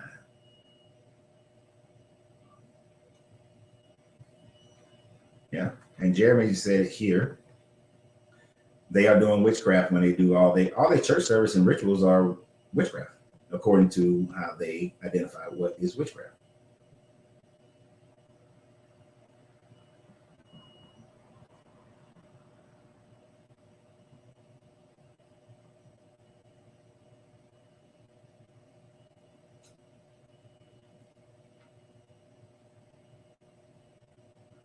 You're saying that based on your conclusions about what the book says, you believe the God does not exist, because I don't think you can say you believe that God exists.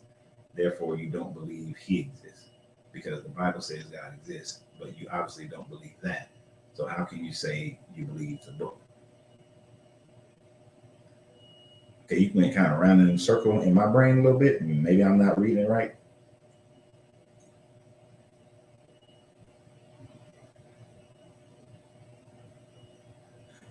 Okay, so based on what this book says, I don't believe that God exists. All right. It's not just based on that book as to why I don't believe that God exists. It is also based on archaeology and based on cultural and linguistic studies. This God doesn't exist because when I start with Genesis, the Genesis story is a copy of the Akkadian and Sumerian story, with elements also from other cultures, but primarily it is a copy of the Sumerian story. So this God doesn't exist because they are extrapolating their own version of a God, because after the Bronze Age collapsed, they began to create their own version of God to create their own history. So historically, this teachings of this God has not always been around. It was made up by a group of people who more than likely were a combination of the Hyksos, the worshippers of the Akhten, which were Kemetic people, and the Shashu, and created. And when they formed into a people, then mixed their stories and added other people's stories to create this Bible story.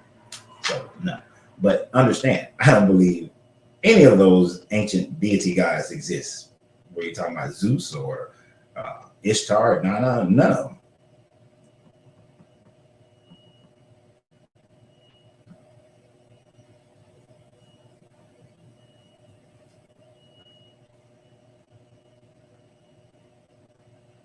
Said, tell us. This is why go join on Facebook, The Art of Tantric Love. We're gonna be getting into that. I've thrown a couple of videos that I've already done on there, but I'm gonna do some other ones.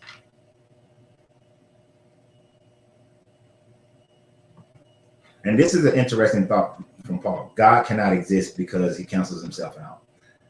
If I'm understanding what Paul is saying correctly, then you're talking about the law of polarity, that there cannot. So if there is the idea of God or spiritual deity that is supposed to be this creative deity, then there also at the other end of that has to be the destructive deity.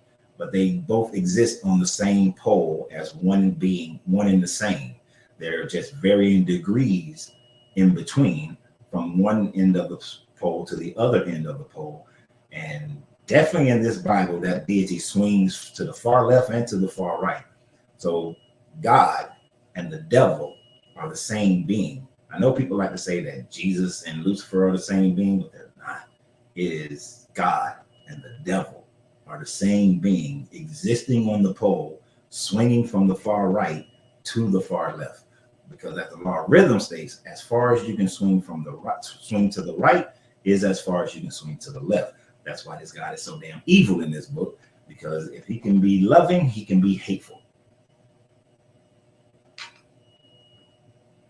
So when he's talking to the devil, He's talking to a mirror image of himself, and one couldn't exist without the other. This is one of the reasons why I love the book, and I'm gonna post this book on my Facebook page. I'm gonna post my Amazon link to this book on my Facebook page. But Outwitting the Devil, I finally figured that out, how to post the Amazon links. So yeah, but Outwitting the Devil, there's a portion of it where it says he's asked the devil, "Why don't you just take over the whole bit?" And he was like, he couldn't take over the whole bit because he would literally just have to destroy himself to take over. That they both have to coexist with each other.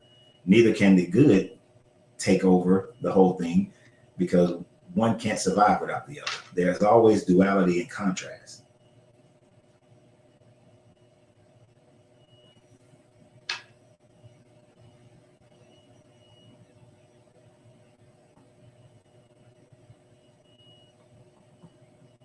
I know I done got behind. Y'all not talking about poom poom.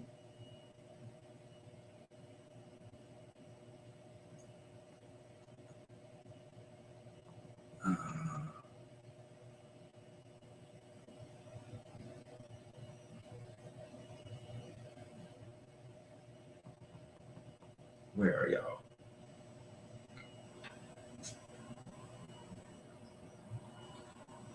Thompson said is he's having streaming problems. Is anybody having streaming problems?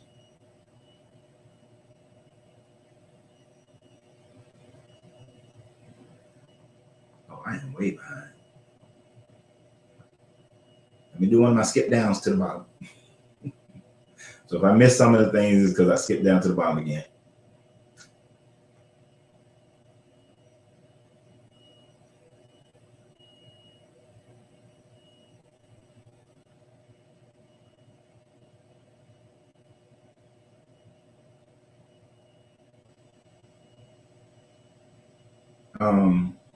So Daniel, I know you asked it to Debbie, how the determination made that the Genesis story is not true. Because the Sumerian story and the Akkadian story and the Assyrian story. Okay, so the Sumerian story is actually the first story in that area, in the Levant. Then the elements of the Sumerian story were whether the Akkadians conquered the Sumerians or they became intermingled with the Sumerians. It became the Akkadian story. Now recognize that the Sumerians were not Semitic, didn't have a Semitic language. Their language is only categorized as Sumerian. They don't know where their language came from. The Akkadian language is a Semitic language, and then so on and so forth with the Assyrians and all that. Of course, not everything translates perfectly over when you go from the two. But everything, especially in the first parts of Genesis, everything in that Genesis story is not an exact copy, but like a 70% copy of that Sumerian story, which was written 3,000-4,000 years prior to the biblical story. So it's a copy, or it's pretty much a copy. It's inspired by the Sumerian story. That's about as nice as I would give it. Inspired by the Sumerian story.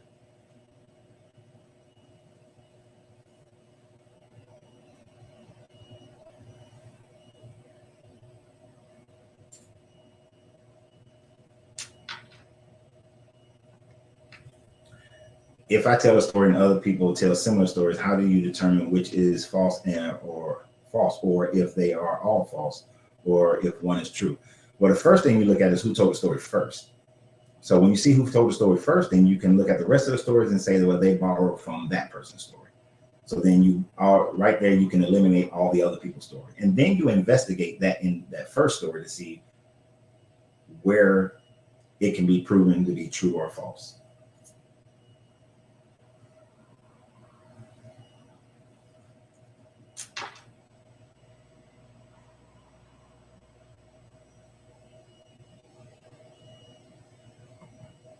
And yes, Genesis is a Greek story, is a Greek word. It said greatly inspired. Yeah, it was greatly inspired by the Sumerians.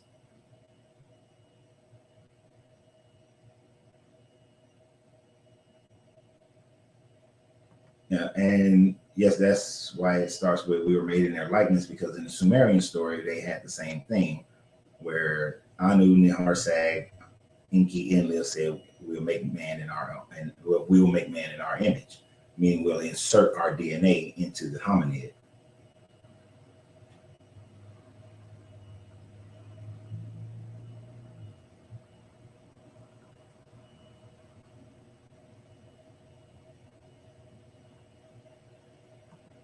Okay, well, one thing, Daniel, during the time frame of the Sumerians, there was no such thing as a Hebrew or Israelite. Those people didn't exist. Their culture didn't exist.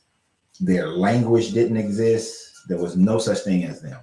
The Sumerians date back to, right now, they date back to about 8,000 BCE. As we discover more things, we haven't determined if the people of Göbekli Tepe were Sumerians or the predecessor to Sumerians, but um, we know the Sumerians date back thousands of years before the Hebrew people. The Hebrew people are never mentioned in history or never mentioned in archaeology until the 1400 BCE, right? Look up the Menetha Stele. It's the first time you ever hear about an Israelite. Before that, there are no Israelites. Hell, Canaanites are mentioned before Israelites are mentioned. There are no Israeli Hebrew artifacts, cities, towns that date back past 1200. No, 1000. That date back past 1000 that we found. They just didn't exist.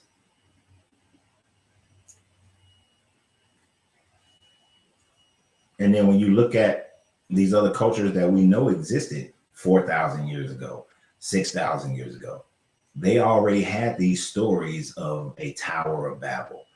They already had stories of creating man, had stories of the Garden of Eden in Chaldea, the creation of Adapa and Titi being the first Homo sapiens.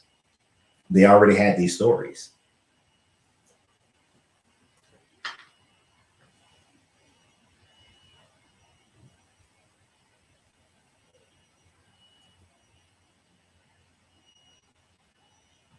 And even when we talk about Yahweh, right?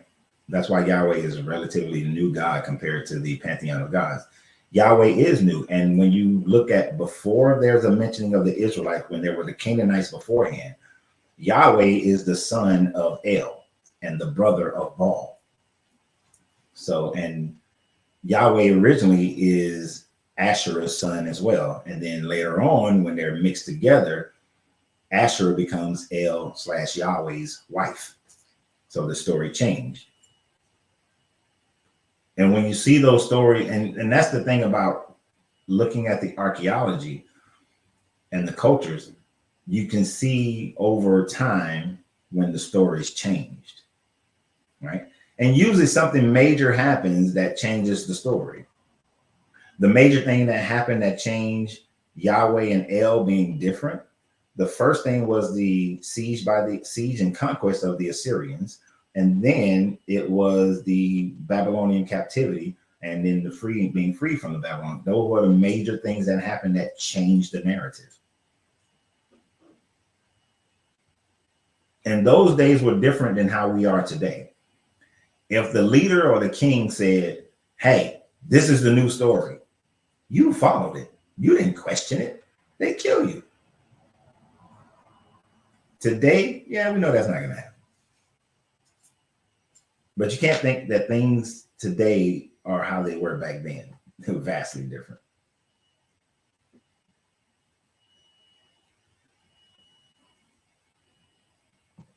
I don't know if you're going to say what I think you're going to say, but I can't stand this excuse that this is what they're going to say. Also, Christians try to say that those predating stories, those previous stories are supposed to be the prophecy of things to come, and yet nothing in the Bible happened exactly how those predated stories laid it out. Not only that, but they also say that those predated stories were that the devil knew that these things was going to happen, so he implanted those stories just to confuse people. You're giving the devil a whole lot of power. And then Yeah, they'll say that. Or these stories predate because God was already laying the groundwork. Why would he lay the groundwork and attribute it to other gods only to create more confusion?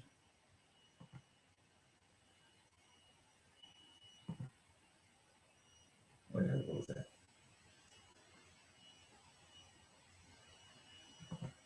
Where can I find this information? You can read the Numa Elish, the Epic of Gilgamesh, and you'll see those stories that predate it.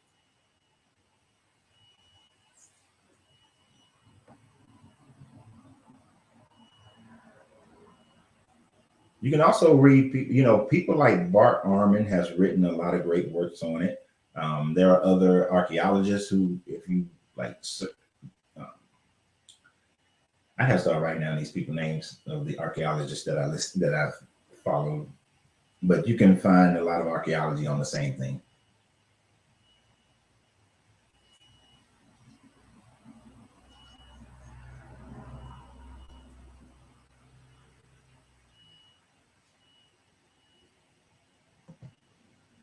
All right.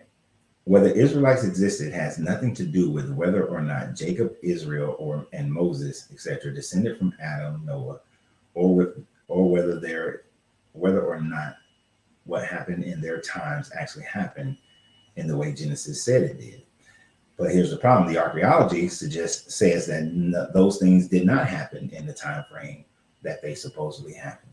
According to the Bible, the Noah story would have happened around 4,400 BCE, but there was not a worldwide flood in that era of the 4,000 period. The last time there's been a massive flood that affected the entire world, but did not cover every landmass, only rose the sea levels by 400 feet, happened about 11 to 12,000, between 12,000 and 9,000 years ago, at the end of the Younger Dryas period. So the Noah story doesn't fit the timeline for a worldwide flood. This is what geology has shown us. This is what archaeology has shown us. Also during that time frame of 4,000, in the 4,000 BCE era, the Minoans, the Kemetic, the Sumerians, Akkadians, the Chinese, the Japanese, the Polynesians, the American cultures, the Mesoamericans, they all lived before it, during it, and after it, with no change or hiccup in their societies in the 4,000 BCE time frame. So your Noah story doesn't fit. And so that one thing alone discredit the whole rest of any of them ever existing in the time frames to which they should have existed. During the time frame of Jacob being in Israel, Jacob being in Egypt, Jacob coming to Egypt with Joshua being in Egypt. The Joshua story in Egypt is at least, I think, 500 or 700 years later than the actual person who interpreted one of the Pharaoh's dream, but the interpretation of the dream, according to the Kemetic, was that he had to rebuild a temple at the mouth of the Nile River in order for there not to be a 7-year drought. And he went and built that temple, and there wasn't a 7-year drought. No other time frame in Kemetic history does it show a 7-year drought and 7 years of feast and 7 years of drought. Nor does any time frame in Kemetic history shows all these plagues happening.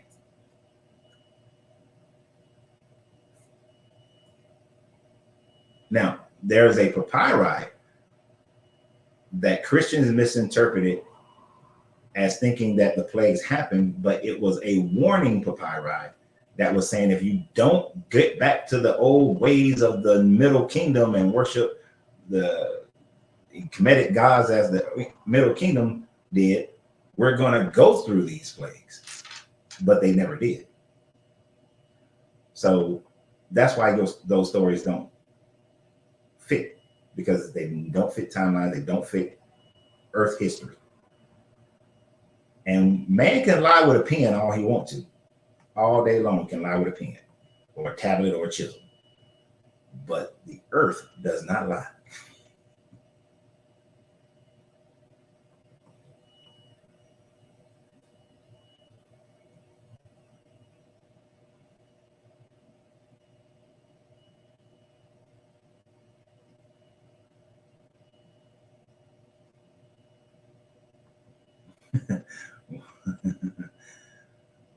'Why couldn't this guy come up with his own thing instead of copying from them all? Because it was written by people. You know, you must know that there are Christians who believe that the flood was local. Of course, because as archaeological evidence came out to show that this was not a worldwide flood, they had to they had to backtrack to something that would fit and that would work. But even during that time frame, the landmass doesn't demonstrate that there was even a localized flood that covered as high as Mount Arafat. And yeah, that didn't happen.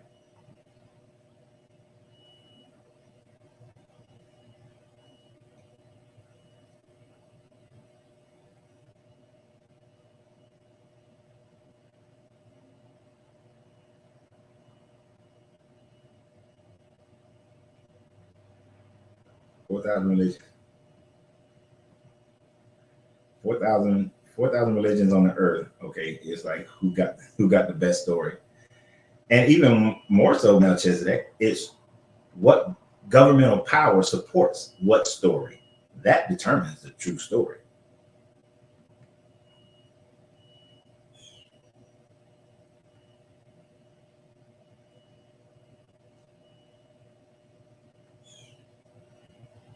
Because I love business so much, I have to post this one. These books remind me of a business plan, a roadmap for people who to follow, written with projections that can be made to come true. And you know what's funny, Beverly? And one reason why I really don't like doing projections on a business plan is because they rarely come true. They rarely come true. No matter how conservative you try to be with a business plan, it rarely comes through. Oh, you think in 3 years you're gonna be making this amount of money? Nope. It's probably gonna take you 7 years to get to that amount of money. Oh, to get to that point in 10 years, you think in 10 years you're gonna be like rolling like thunder? No, that's usually gonna take you about 20 years to get there.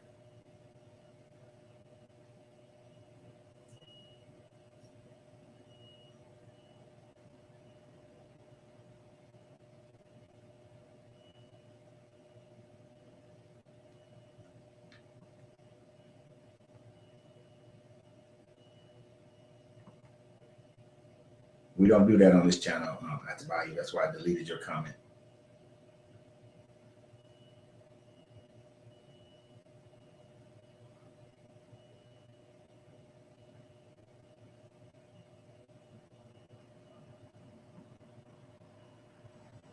No, I don't assume that the Bible is teaching the flood over every landmass, but that's what the Bible says, and that's what when you look at the Aramaic words for it, it meant all the people. It meant all the land.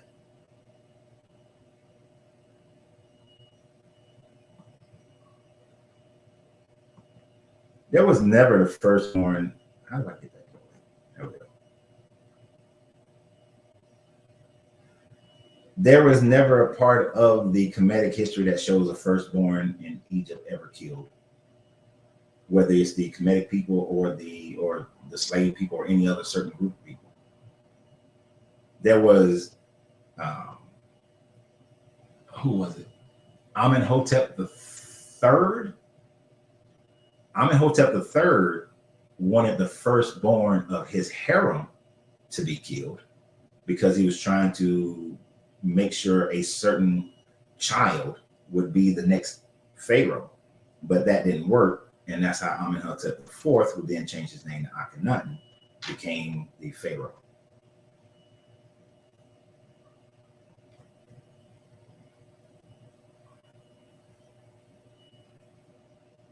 And again, I say, if God really did exist, then just like everything else that's visited or stepped forth on the earth, I would have left something behind, proving it was here.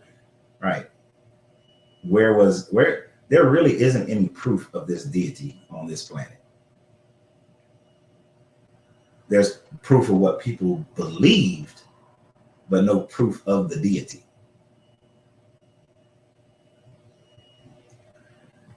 No, that is not what I'm saying. Whoever wrote it first determined what is true. Even if somebody wrote it first doesn't mean that the story is true, right? It just means that people who copied the story are merely just copying the story, and theirs is certainly not true. But the one who wrote it first, you then can investigate to see if that's true. Like the Sumerian story was written first, right? There are some biologists who are saying that there's DNA code, we have certain chains of our DNA that looks like it's been artificially infused into our DNA. So you look for evidence like that. Does that validate the Anunnaki story? That is evidence that will lead you to the Anunnaki story a little bit. But did they come from another planet? There's absolutely no proof that the Anunnaki came from another planet. So you see what I'm saying? You break down the original story to see how much of that could be true and how much of it is false. And really is seeing how much of it can be proven.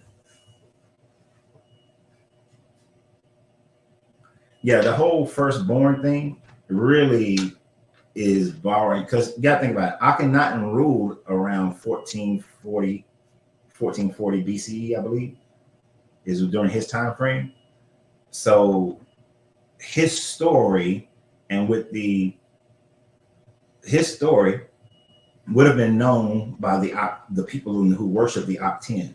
When Ramoses fought Tutankhamun on the Red Sea after Akhenaten was overthrown and they escaped into the Sinai, that story could have easily been connected to the whole Exodus story. And there are other people who had similar stories as well. You had a dude who changed his name to Moses, who went up to the Hyksos with some lepers, and then he escaped across the Sea of Reeds into the Levant as well. So you had different people out of Egypt who did somewhat similar things, because the Moses character who went to the Hyksos, and I forgot what his original name was, but this happened not too long after the Akhten, after Akhenaten was disposed of as well.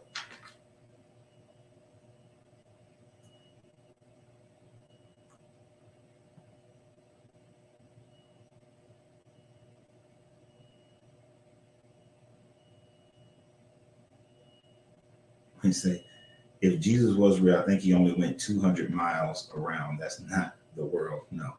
Yeah. This is a very localized story, but there are multiple Yeshua characters during that era who was fighting against Rome.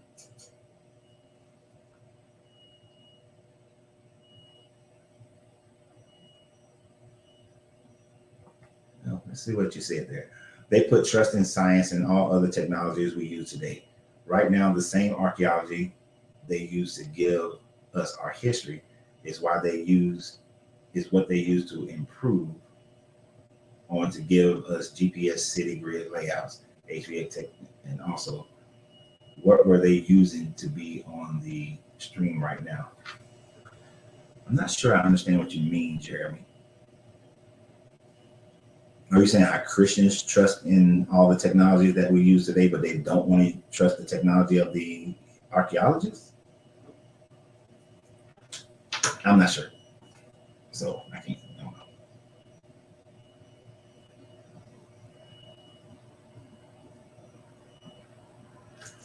Why is it certainly not true? You weren't there. Now, I could be a smart ass and say, why is it true? You weren't there either. Right? That would be an easy response, but that's not how I'm actually going to respond to that.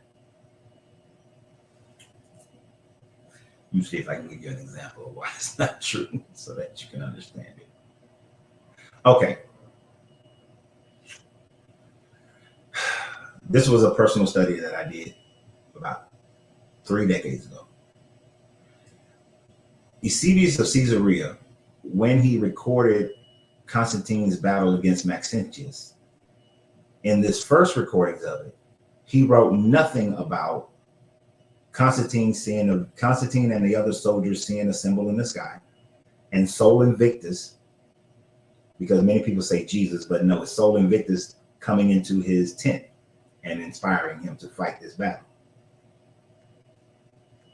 But then 13 years after the battle, when Constantine is in Milan speaking with the bishops, the Christian bishops who were Orthodox Christians, when he proclaimed that their Jesus is like his Sol Invictus, he then told the story and said that the soldiers saw the symbol in the sky and they painted their shields, and then Sol Invictus visited him in his tent. So the story changed. Same author, same scribe. The author is Constantine, but same scribe. Told a different story. Prior to the Edict of Milan, though, Constantine had already built his ark. When you go and look at Constantine's ark and you see his soldiers, there are no symbols painted on the shields, and there's images of Mithra and there's images of Apollo, but there's no images of Jesus on there. So that is proof enough, evidence enough, that the second telling of the battle at the Moldavian Bridge is a falsified story, that they falsified a lot of the information in order to gain favor with the Christian bishops. So I wasn't there, you wasn't there, but this is the evidence that we have. So the second telling is falsified. In the same way, you have that with Genesis.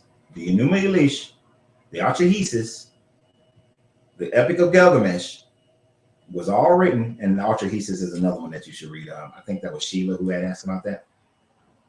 Were all written prior to the Genesis story ever being told in the Hebrew Israelite version, with their changes that they've made. So yeah, it's not true. And if any part of it was true, it would lend to the Sumerian version, not the Hebrew version.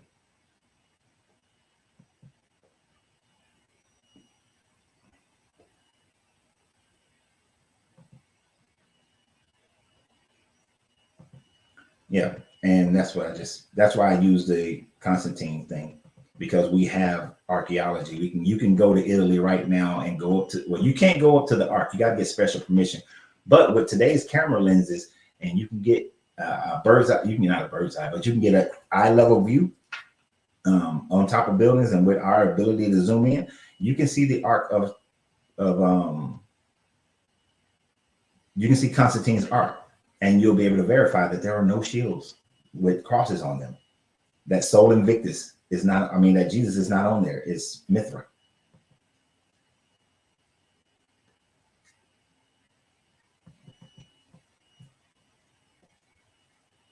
And you can't do it anymore unless you are, the Vatican is not going to let you see Eusebius's writings anymore. Now you have to be a PhD person or an archaeologist or something like that for the Vatican to allow you to see yourself Eusebius's writings. But enough people have seen his writings to know, and I just happen to be one of them.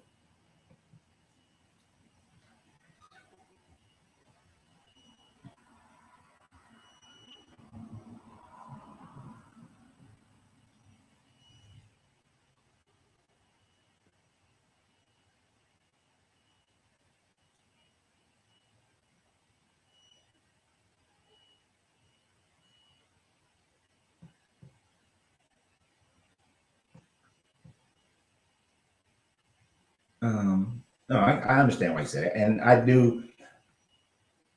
honestly think that Daniel is being sincere in his statements, unlike some of these other people who come on here. Ain't it funny that yesterday I told Art of Being, and they'll probably come in after this video, that we was going to talk about this today and be here to defend their point, and I would allow them to come on if they wanted to. And yet they didn't show up. Or if they are showing up, they're very quiet.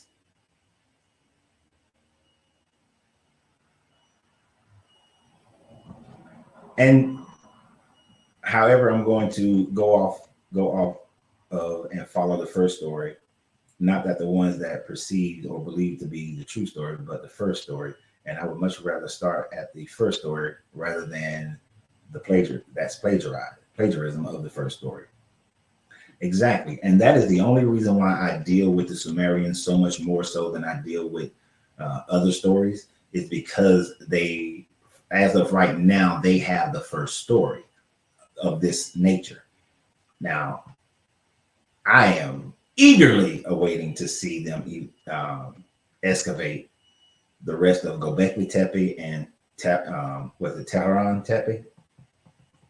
I am eagerly waiting for that one. But as it shows right now, it seems like they did more animalism worship than there being some creator God. So they haven't done that. And those animals were placed in the stars like most people do.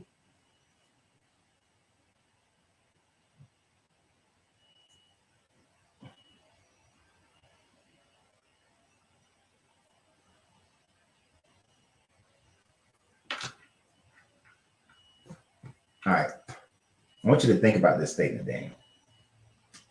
All I'm asking is, how do you know that the Enuma Elish, etc., are not ignorant explanation of things that actually happen? They could be. They could be misunderstanding natural phenomena. Now, they claim that their gods was walking there with them, just in the same way as Moses claimed that God was, with a cloud during the day and fire at night. They're claiming the same type of situations, right? That they fed their gods, just as the Israelites believe that burning, but except their difference was when they fed the gods were right there and the gods ate. But just like Abraham washed God's feet and fed the gods and his two angels. So, they're claiming the same thing. So if you say that what they wrote in Enuma Elish is foolishness or ignorance, then what Abraham is doing is foolishness and ignorance as well. So it's the same thing then. The difference, again, one's plagiarized from the other. So you still look at the original. Did they understand the laws of nature and all that stuff? No, they didn't. They saw some things too. If it was a pre-Younger Dryas civilization that was more technologically advanced, they assumed that those people were gods. That's ignorance.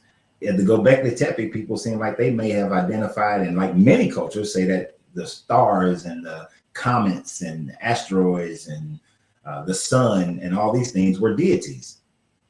They didn't know what the hell they was looking at. Lucifer is the planet Venus that looks like it falls in the sky when the sun rises. Ignorance of not understanding the movements of the sun and the stars and the earth and all of that.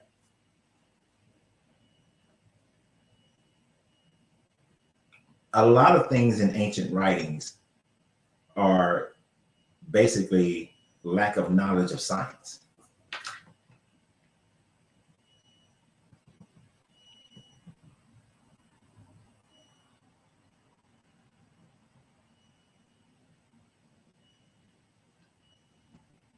That's good. And the word paradise is Persian, which means garden of the gods. It sure does.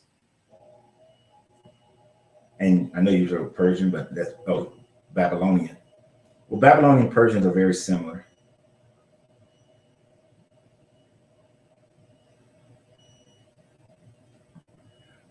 Right. Paul said I wasn't there for colonial slavery, but we know that shit happened.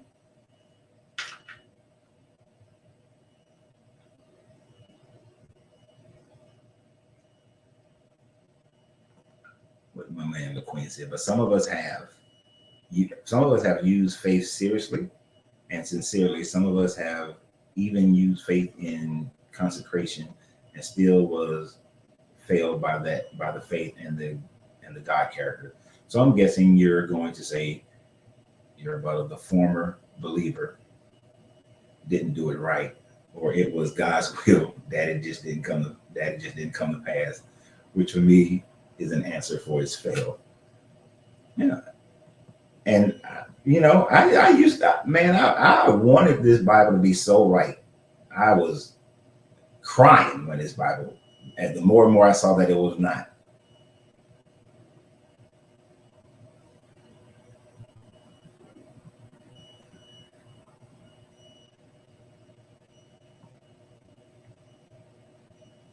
I am vaguely familiar with the Constantine story, but that has nothing to do with the veracity of the Bible records or prophecies. So, what do you make of the destruction of Jerusalem? Daniel's prophecy and the gospel, especially particularly to the Olivet discourse. I don't know what the Olivet discourse is right off the top of my head. I may know it, I just may not know it by that name, in which Jesus prepares his disciples for the desolation of Jerusalem. Okay, so this is where you should become familiar with Constantine. And if you want to truly become familiar with Constantine, then you would become familiar with Vespasian and his son Titus. Vespasian, and I always say on this channel, because I don't know if this is your first time being here, Vespasian characteristically likes to backdate stories of things that had already occurred. If you read the Annals of Titus as they were recorded by Josephus, everything that Jesus did, either Vespasian or, I'm not going to say everything, but most of the things that Jesus did were done by Vespasian and Titus, and then the stories were written. So the Gospel of Mark, most scholars say that it wasn't written until at least after 70 AD. 70 AD. What happened in 70 AD? Titus conquered Jerusalem and destroyed the temple, left no stone unturned. This is written in the Annals of Titus that he said that he was going to do this. Titus also said that he would set up a watchtower. Titus entered into Jerusalem with fanfare. Titus, at the Battle of Galilee, told the Roman soldiers to charge forward and I will make you fishers of men, as the Galileans were trying to get back on land as they were defeated in the Galilean Sea. All these different things. Titus uprooted every fruit tree around Jerusalem in order to starve the people out during his siege. So all those similarities were already written in the Annals of Titus. So with the fact that no gospel was ever written until after the Annals of Titus and the other writings of Josephus, then those stories of your gospels are based on those writings, not what was happening prior to those writings. So Jesus, the Yeshua character, was only preparing them in hindsight. So basically, it's easy to write a prophetic story if you're using something that already happened. Vespasian backdated a bunch of things in order to make the Julio-Claudians look bad as a propaganda movement against the previous Roman emperors. He also destroyed the Druid story and did the same thing to them. So he has a characteristic trait of doing that exact same thing. So there's that part. And Constantine is a great adopted grandson of the Vespasian, or the Piso Flavians.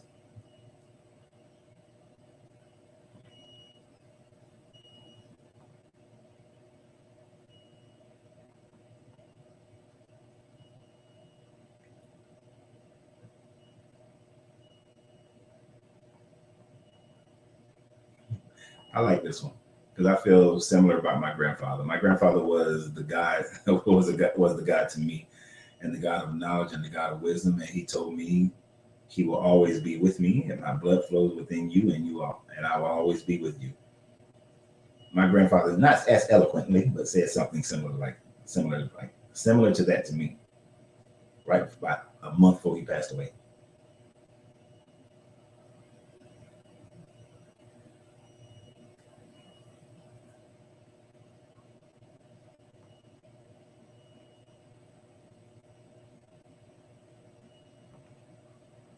So is there archaeological evidence that Moshe was a real person?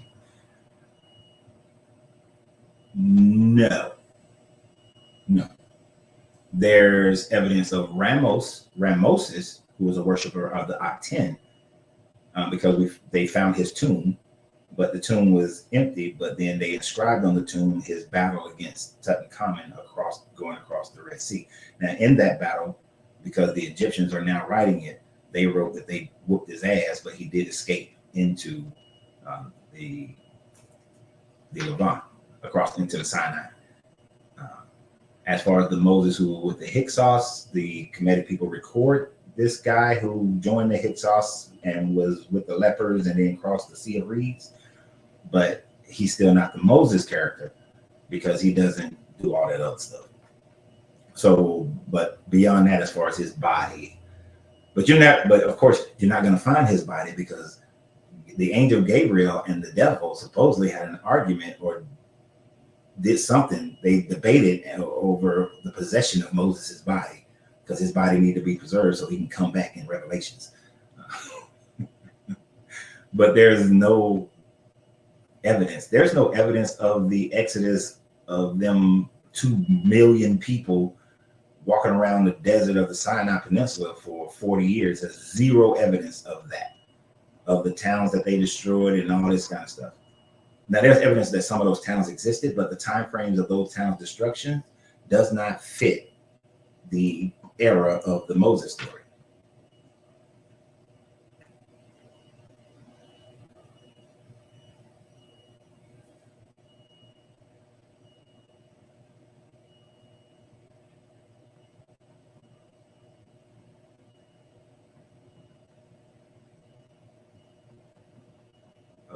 Let me skip down. Well, yeah, okay.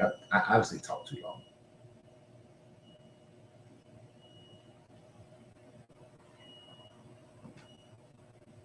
And do you believe that Constantine was black? Hell no. He was no. Constantine was European. He was Italian.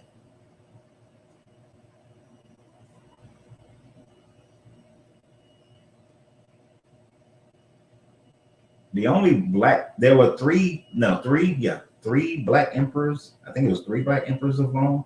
And they were all Tunic from Tunisia, which the people of Tunisia from the Punic Wars used to be the Phoenicians, because the Phoenicians finally got tired of the bullshit. And after the Bronze Age collapsed, they went and settled in Tunisia.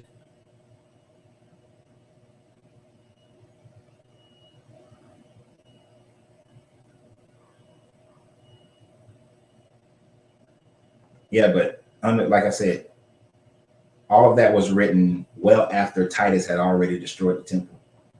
So it would be like me writing a prophecy today and backdating it and saying that, oh, planes will fly into the Twin Towers. And then 100 years from now, people are like, oh, he predicted it.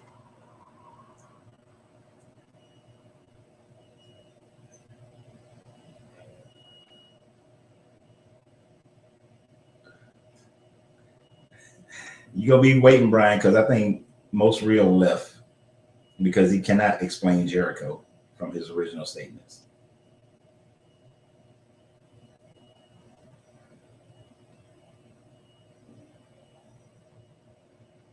Why do people use real life characters like Pharaoh Ramsey, King Nebuchadnezzar, among others, to try to improve that the Jesus character, to try to prove that in Jesus character, God's character existed? Why do some of the people think the correlation exists?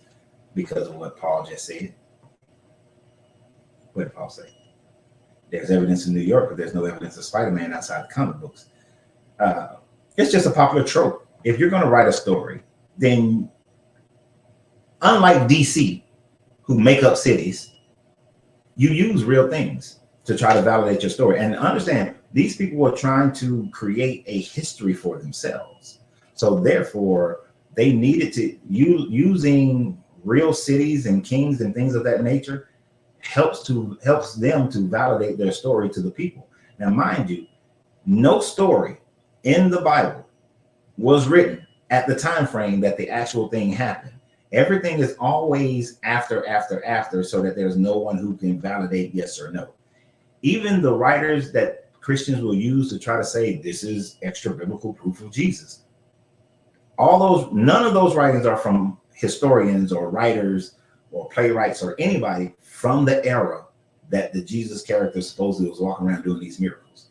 It is always decades or centuries after, never at the time frame. That would be like, well, I'm not going to write about who's the president right now? President Biden right now. I'm going to wait about 40 years and then I'm going to write about him, because now the information can be so scuttled that I can like add my poetic licenses to it.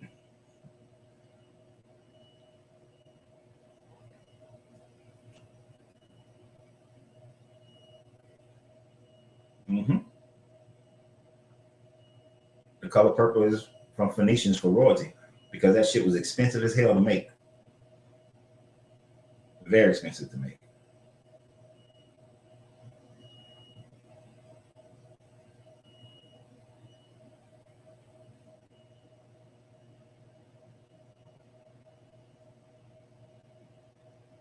Well, no, sir. No, no.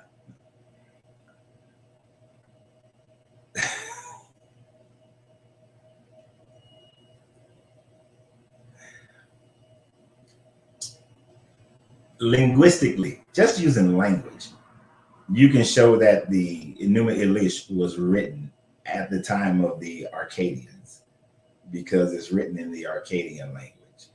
You can see other versions of it written in the Sumerian language. So, and we know that when these civilizations existed, when they were in power, that's why we know when they were written.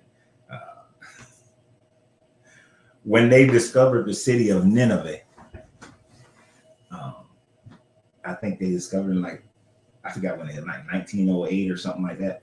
But when 18 something, late 1800s, when they found the city of Nineveh, they can look at it and see, and what they found was the Assyrians.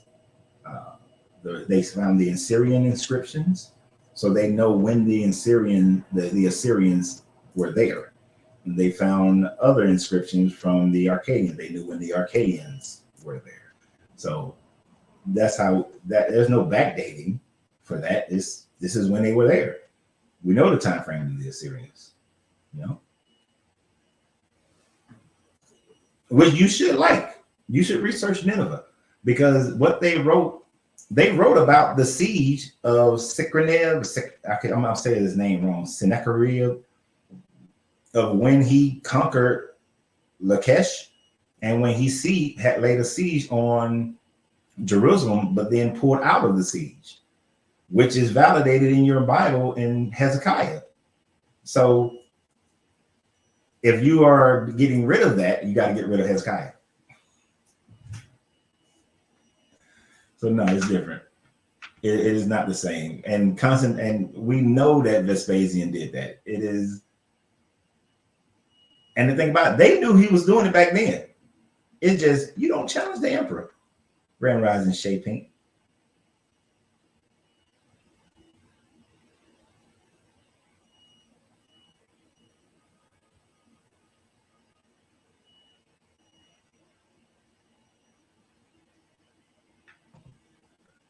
So biographies of presidents and people of note are false because they're written today. This is just being contrary. So like, you taking an example and trying to make it into something that it's not. Just because somebody wrote something today, you got to have evidence to back it up. Writing something today is totally different from writing something back then. If you write something today, there's plenty of people who have the freedom to correct you. But when the emperor instructs something is going to be written, you don't have the freedom to correct them.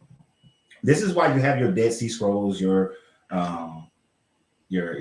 non-commodity library, because when Theodosius in 381 said that the whole Roman Empire is going to be Christian, Orthodox Christian. Let me be clear, Orthodox Christian. They murdered people who disagreed, and so they hid their writings.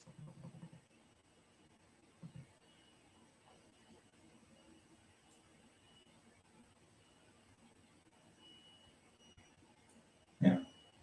And this is a very good point. When you use art to tell your story, always account and accept that there will be embellishments and artistic liberties taken based on the events.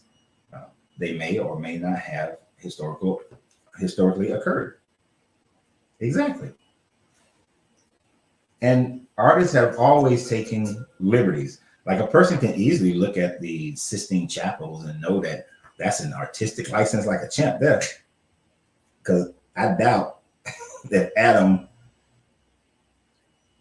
living in the Levant was Caucasian.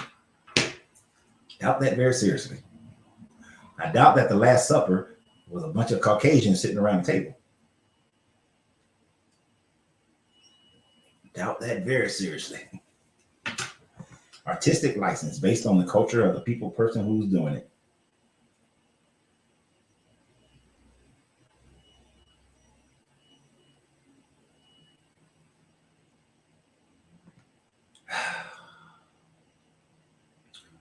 You're right. Who cares when it was written?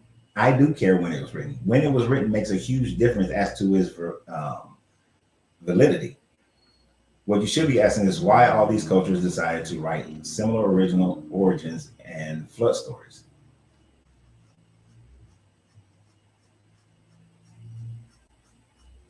My God.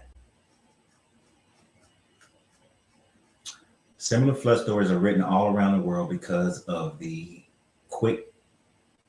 rising of the sea levels, the 400 feet rising of the sea level after the Younger Dryas period. That is a fact that the sea levels rose 400 feet. Hence, you got flood stories all over the world. And in every story, every culture talks about they having their own, either a group of people surviving or this family surviving. Most of them have a group of people surviving either by boat or by climbing to the highest mountain peak, and they survive. But it's all based on the Younger Dryas flooding. It has nothing to do with your God, the Bible flooding. The Bible flooding is just one of many variations that is the least likely to have actually happened. And all of them, because they were isolated, believe that they are the only ones who survived. But their stories are older than the Bible story of a flood. The Bible is like one of the later versions of the flood story, of the flood myths. And as far as the creation, they all talk about how some deity came and restarted their civilization, and that deity claimed that they created them, that group. And all of them think they're special to that deity. If you go to Australia, the Aboriginals think that they are special to the start, to the people who came from the heavens and landed on this big ass rock and created them. Everybody's the chosen person of their deity. They're the chosen group. That ain't even new.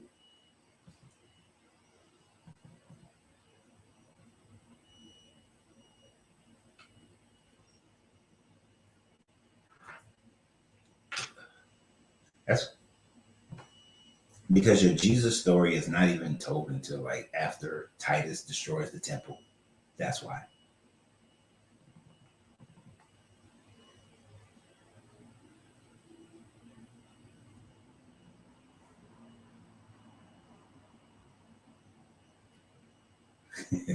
Oh, did I read it wrong? Hold on.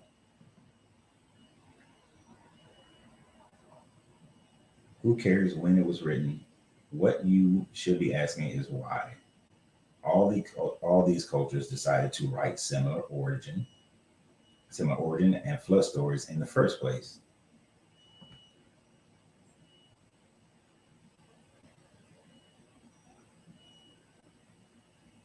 So, as valid.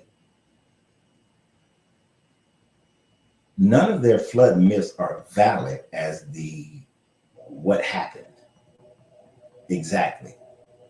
It's their story based on what they believe in their immediate area.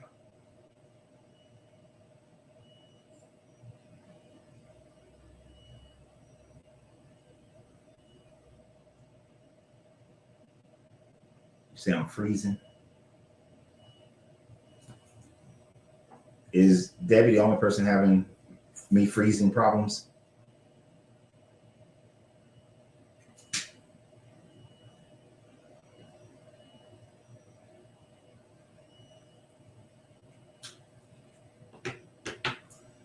None of the gospels are written by the actual apostle. No. They're all second, they're all claimed to be I heard. They're all secondhand stories. Read the first verse of Luke. Read the first verse of Luke.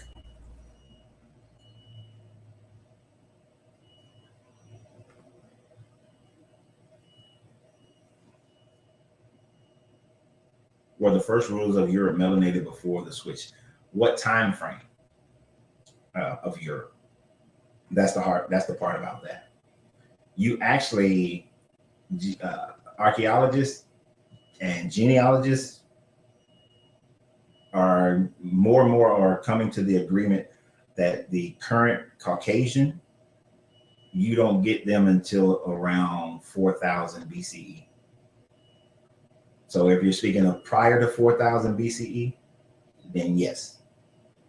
But let me say, the only kind of person that's not melanated, and I know what you mean though, but I'm just for clarification, only albinos are not melanated. Even the Caucasians of Europe have melanin, just very low levels of melanin.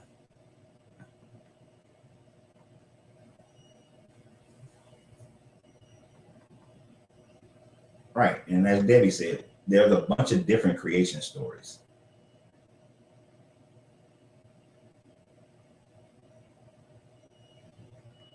See, I can't take trauma seriously. I feel the flood is symbolic to all the black towns they flooded. Really.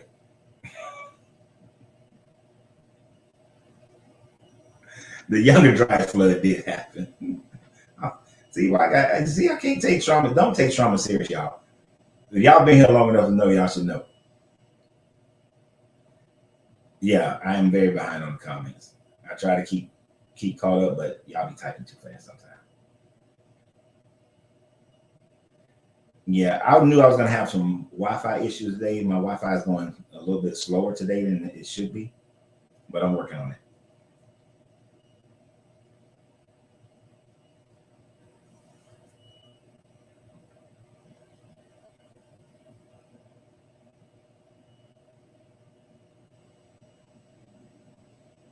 So the video is off and on, not the audio. Okay. 70 to 100 years after, and there was a pope or bishop that actually lived closer to Jesus' time, and he mentioned nothing, even though if anyone if anyone want to hear about Jesus, it would have been him. Yeah. That's the thing. That's the thing about it. There was no historian in the Levant wrote about Jesus, and they lived in the Levant. Josephus is the first person to write about 4 different Yeshuas, but not the miracle bending, not the air bending Jesus.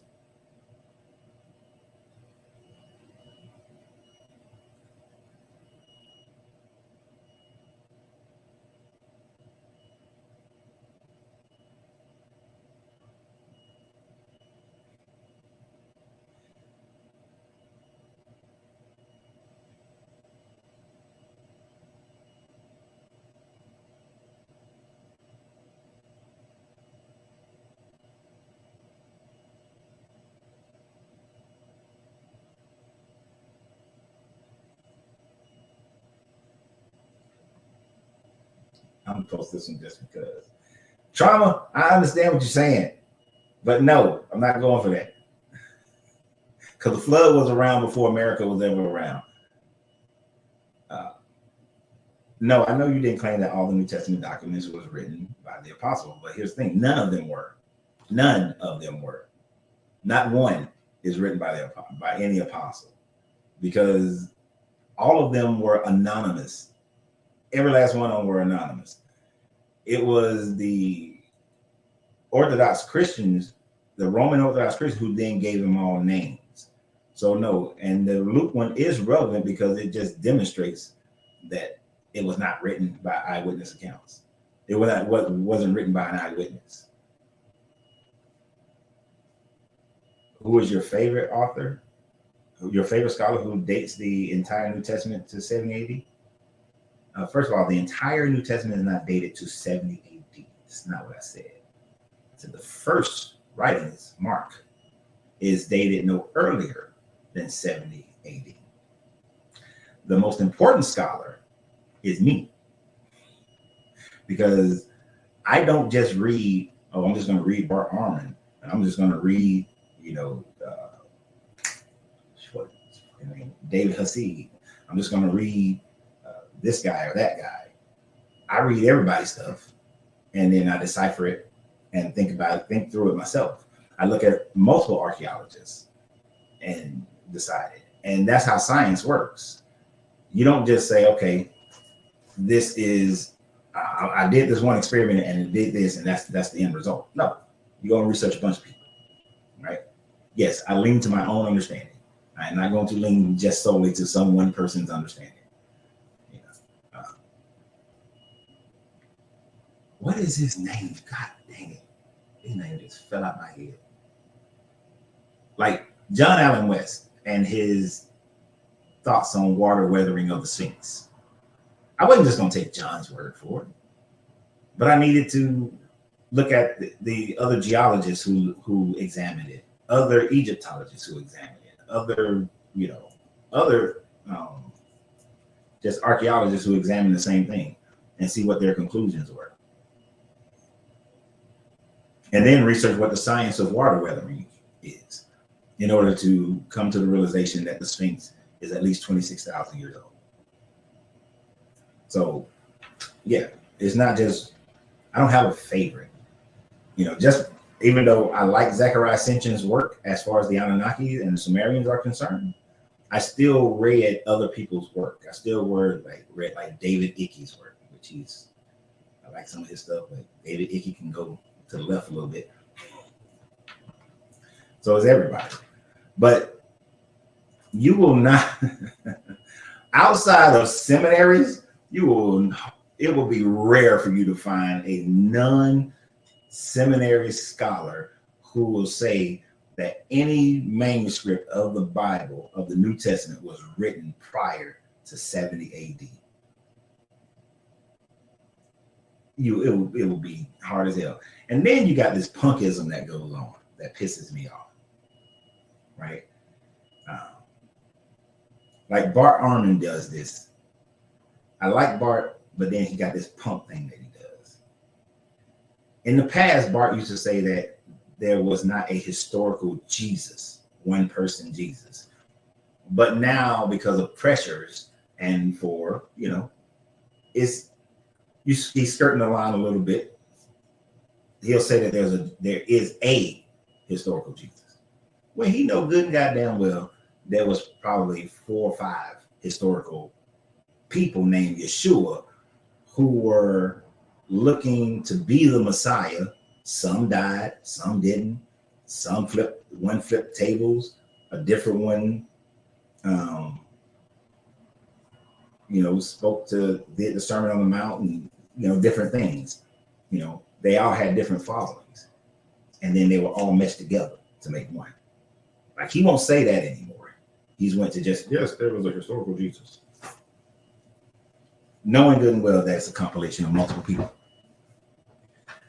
But that's given into the pressures of society. I don't want to offend the Christians too much. I just don't give a shit about offending people as much as I care about what's true and what's not.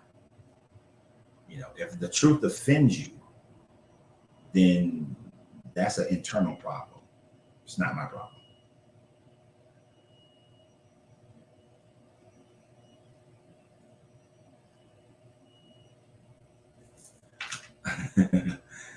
Age-old question right there.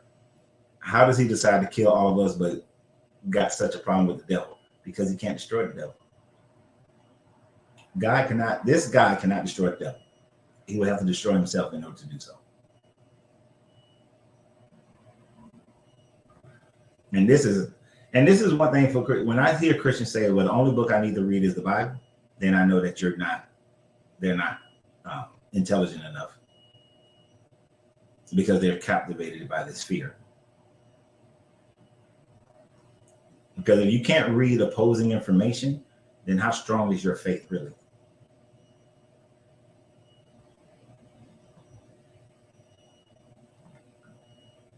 Now, the body of the Sphinx, I have heard this one that it was a natural formation to begin with, which wouldn't be an uncommon thing because many times they've taken like if you go to the Ethiopian churches, the Labi, I should be able to say this right because there's a guy who has a cigar that's named after that.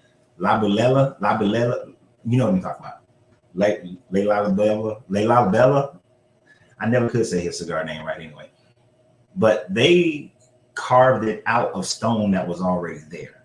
But that was a common practice in the ancient world to carve out of stones that was already there.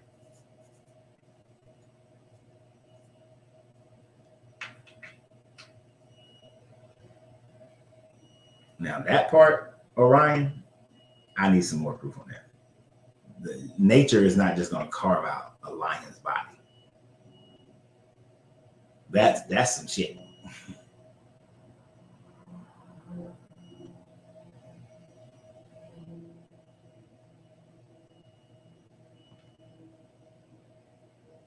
Oh yeah, for clarity's sake, yeah, all the New Testament wasn't written by any of the apostles, and all of it was written after 70 AD. All of it.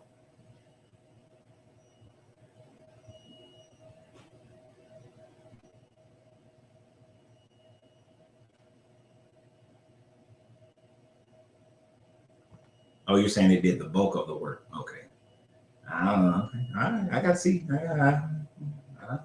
Show me, Missouri. Show me. But yeah, it's a yeah, it's a foregone conclusion.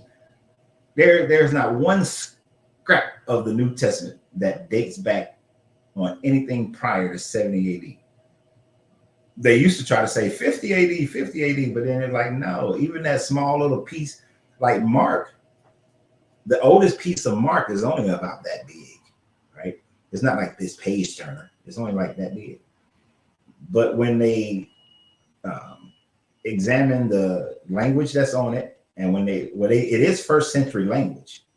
It's first century, but it's late first century. It's not early first century language. And let me give you an idea of how linguists can determine early first century and second century. The time frame of language. I'm 52 years old, right? I can see differences in American English compared to when I was growing up as compared to today. You know, what we have in slang is it changes and becomes part of our vocabulary. Like I used to argue with my kids because they kept using that damn term ginormous. And I was like, ginormous is not a word. Stop using it. Stop using it. And then I forgot what year it was, but it was then added to the goddamn dictionary. And them jokers made sure they had to be in about, I think my oldest might have been 12, 13 years old. They was like, bam. Now you can't tell us not to use this word anymore because now it's part of the dictionary. It's part of language, the English language. So ginormous is a word that was created and added to our dictionary. The word awful used to mean full of awe. It was a good thing. Now it's negative, but that was much older than me. I remember when we started using, saying, it was a little bit before me when bad started meaning good, depending upon the context to which you use it. But we don't use that anymore. If somebody was like, man, that hat you got on is fresh. If somebody said that, you would have an idea of how old that person is and the language to which they use because that was an 80s phrase, right? So when they look at these parchments, they can tell what era of time frame was most likely it was written. But then when they date the paper, they can tell you when the paper was most likely created. None of them date prior to 70 AD.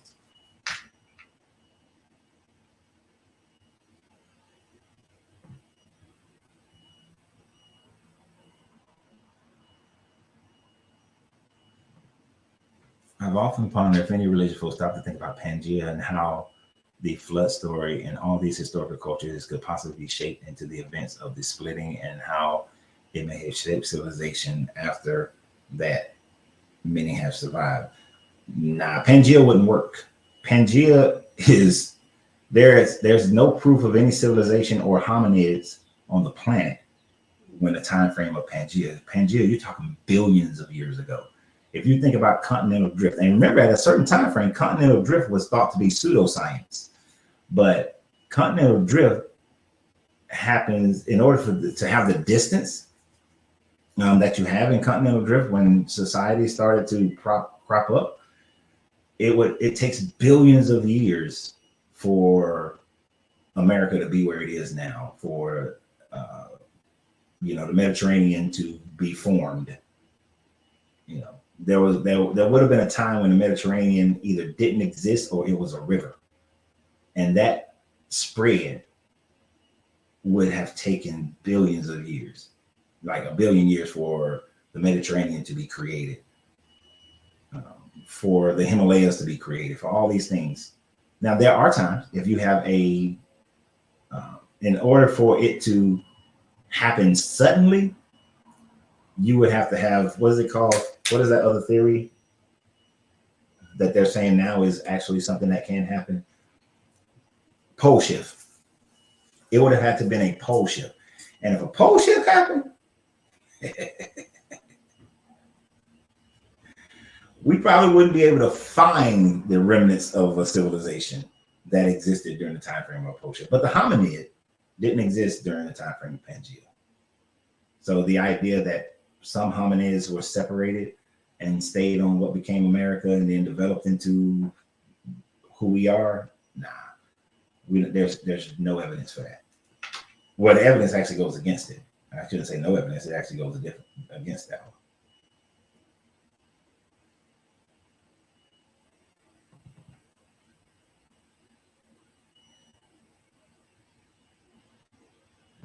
But I just thought about something that you may have meant by that. If they did think about Pangea, then their 7 days of creation don't make no sense whatsoever. None. Not even a little bit. Because it wouldn't work. Pangea and the 7 days of creation would not work at all. Well, 6 days of creation wouldn't work at all.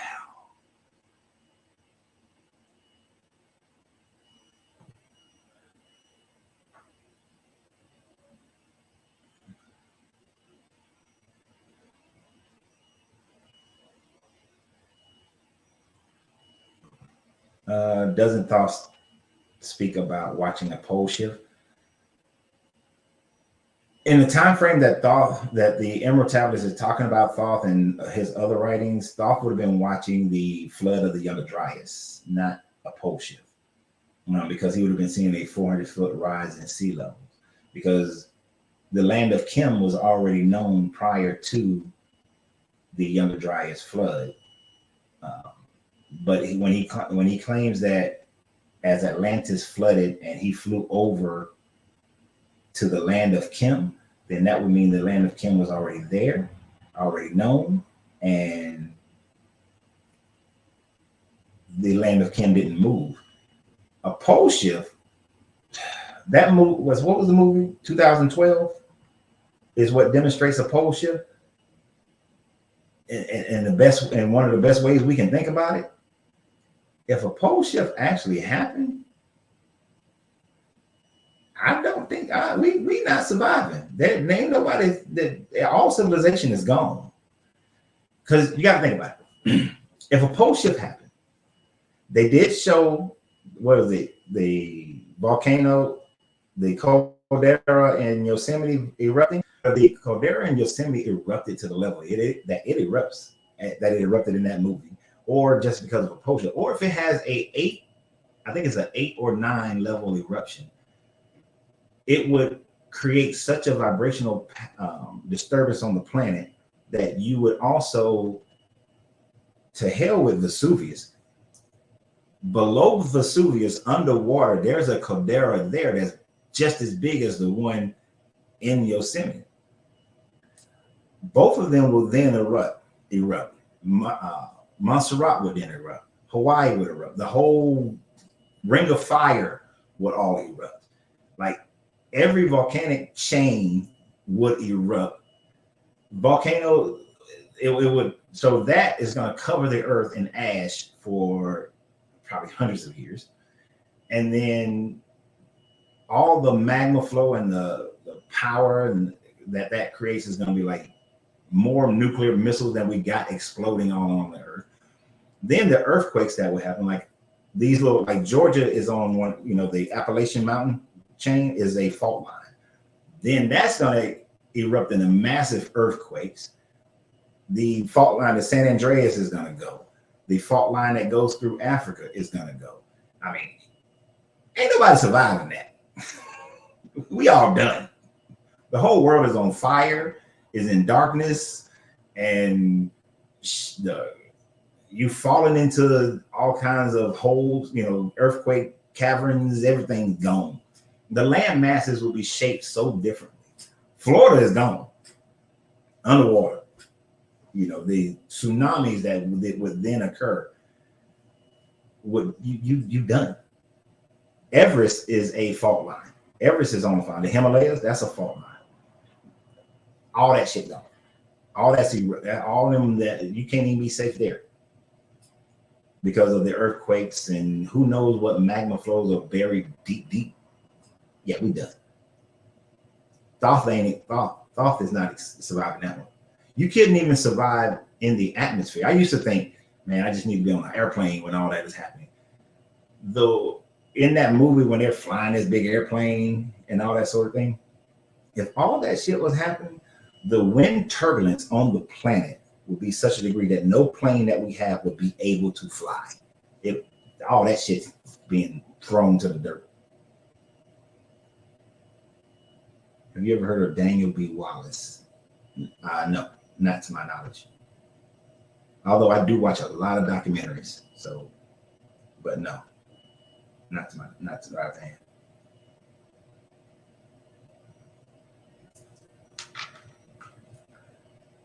Yeah, he said that he saw the sun swing across the sky several times as he watched the waters and the earth rise and fall. The amount of so if you got tsunamis, just walk with me for a second. If you got 100 feet or taller, 100-story and taller tsunamis going all over the world at the same time, the amount of turbulence and wind current is I just can't see anything flying in our atmosphere. And I could be wrong. I just can't see it. But when you look at the timing of what Thoth is saying, the timing would be about 12,000 years ago, between that 12 and 9,000 years ago. So that would be during the time frame of the Younger Dryas. So it matches the Younger Dryas instead of a pole shift. A pole shift is probably one of the only things that I don't think I could survive.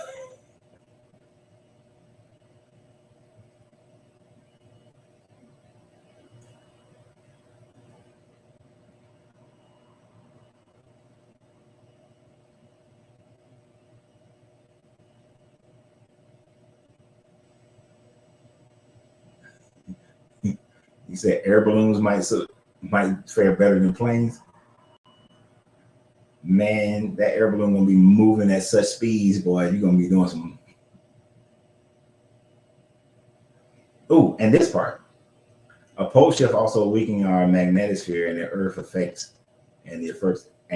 Earth affected by all solar anomalies. Oh, that radiation. I didn't even mention that part. You're right, Jeremy. There's constantly solar flares and solar winds and that sort of thing. I'm sure that shit. There are areas that will break through. So we were going to be irradiated. Yeah, That's an extinction level event there. We done. And if you are underground somewhere, you might you got to be deep underground and hope you don't get everything don't fall on top of your ass.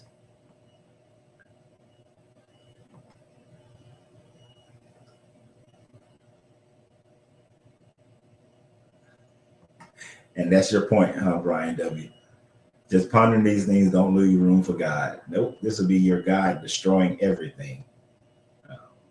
This would be like the worldwide destruction. And if anybody did survive, you know, they would probably, if they didn't have any scientific knowledge, they would probably initially, let me rephrase that.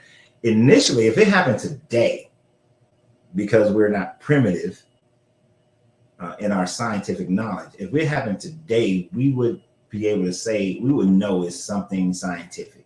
We wouldn't automatically give it to some God. But if it had happened, say in the 1500s or the 1200s or, you know, 6th century, they would have said that it was some God that did it.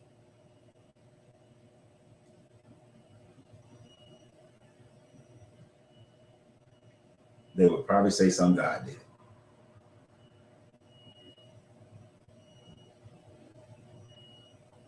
Who is this? Brian B. Wallace is a New Testament manuscript scholar, just FYI. I'm not saying I get all my info from him, but I watched him discuss it, even versus Bart Arman regarding the manuscripts which we have, which we both agree are at least 1st century. Now we know we don't have the originals, but this is my question.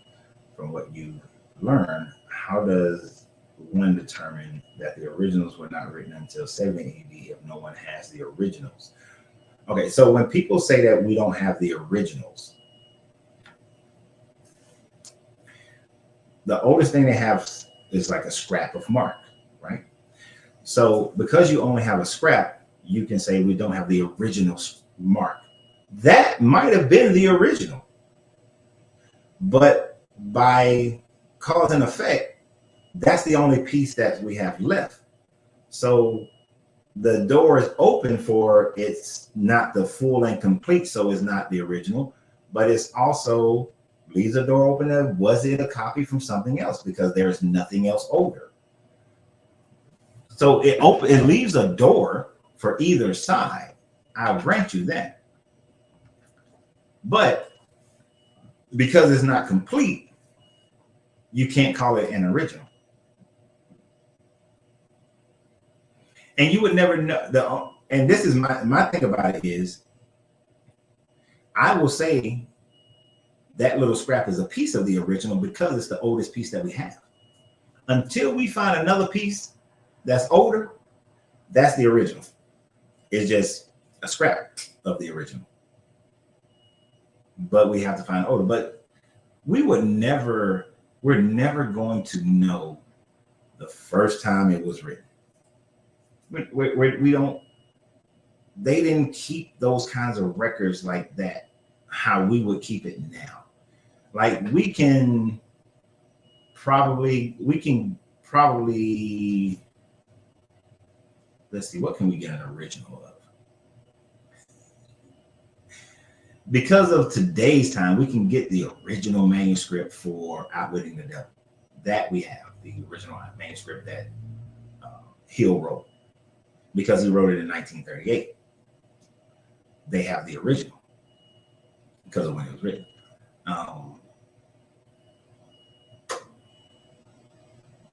But anything that's older than print and press, it's hard to find, to be able to distinguish this was the first time.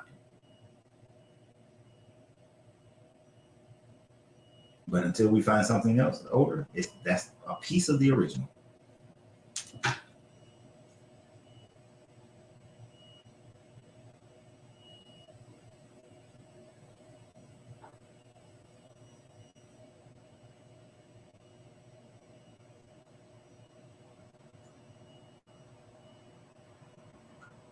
Said other planets have atmosphere like how the Earth was. If the pole shift happened, look at Neptune's atmosphere. They can't get through to observe anything, you would be dust in, dust in the windstorm. Yeah, you would. And isn't Neptune turned on its side? Or is that Uranus? One of them is turned on its side.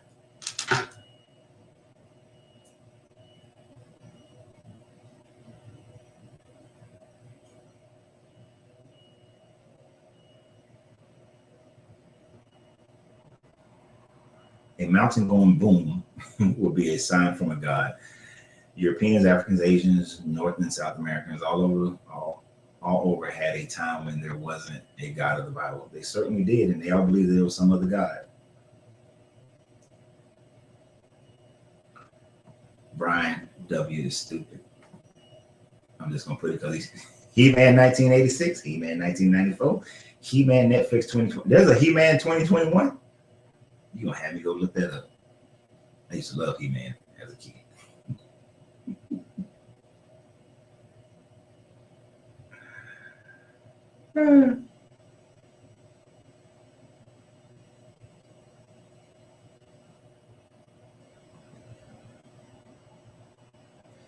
Everyone agrees we don't have the original manuscripts, as far as I know. Who do you know saying that there are originals that have been discovered? Nobody's claiming that they've discovered an original. You ain't gonna be able to. No one I've ever heard has used the logic of it's the oldest we have, thus it's the original about the NT or any other ancient document. You're kidding, right? Yes and no. Yes and no. What I'm saying is, only thing we can go by is what's the oldest. That's all we can go by until we find something different. Saying that there is something older, that the apostles actually wrote it down at the time that Jesus was walking or right after he died, that's wishful thinking, because there's no proof of that. So until something is older, that's the most original document we have. So the most original that we have of the New Testament can only go as far back as 70 AD. And do you know how much can be lost over time of people? Let's just say that your Jesus walk, that particular the myth doing not the myth, the miracle doing Jesus walked around for 3 years. And if nobody recorded this during the 3 years, let's say he died 33 AD, CE, and then somebody started to write it down, and you're trying to remember exactly word for word what happened 3 years ago. Nah, your memory is not that good. That shit is gonna be so embellished. Look, when I went deep sea fishing for the first time, I caught a grouper. It was 19 inches long. Right now, I know it was 19 inches because they measured it. But when I tell the story, when I caught it, I always put my hands about this far apart, which is way more than 19 inches. But that fish, as far as my memory is concerned, it was 19 inches long. And the older I get, that fish is 19 inches going to get this much farther and this much further. Now, because we can measure 19 inches, we can know that is, somewhere around probably in there, but you're talking about trying to remember word for word what somebody said, but there's no evidence of them writing any of those things down. And especially during the time frame when most people were illiterate, where like 90-something% of the population was illiterate.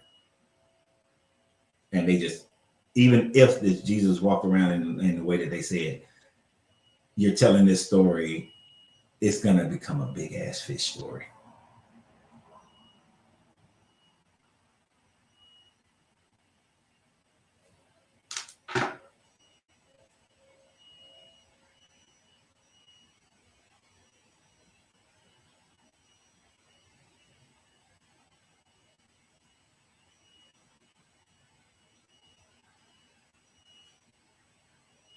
But it has been 3 hours, my people. It is time. Y'all know what happens at 3 hour mark. 1, I'm hungry. 2, I got things to do. Did laundry last night. Got to at least put the bed back together.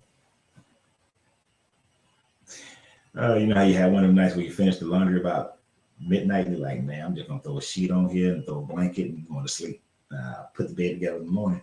That's what happened. So that's what's about to happen.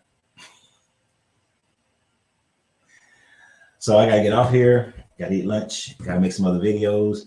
It's 3 o'clock. Got that. So that gives me about 2.5 hours to get these things done. So I appreciate you guys. I look forward to it. Daniel, trust me, we appreciate you, Daniel. Oftentimes we get the Christians on here who have absolutely nothing to add to the conversation, right? But you actually added value to the conversation. So we do appreciate you. I think I can speak from the majority of people on here when I say that.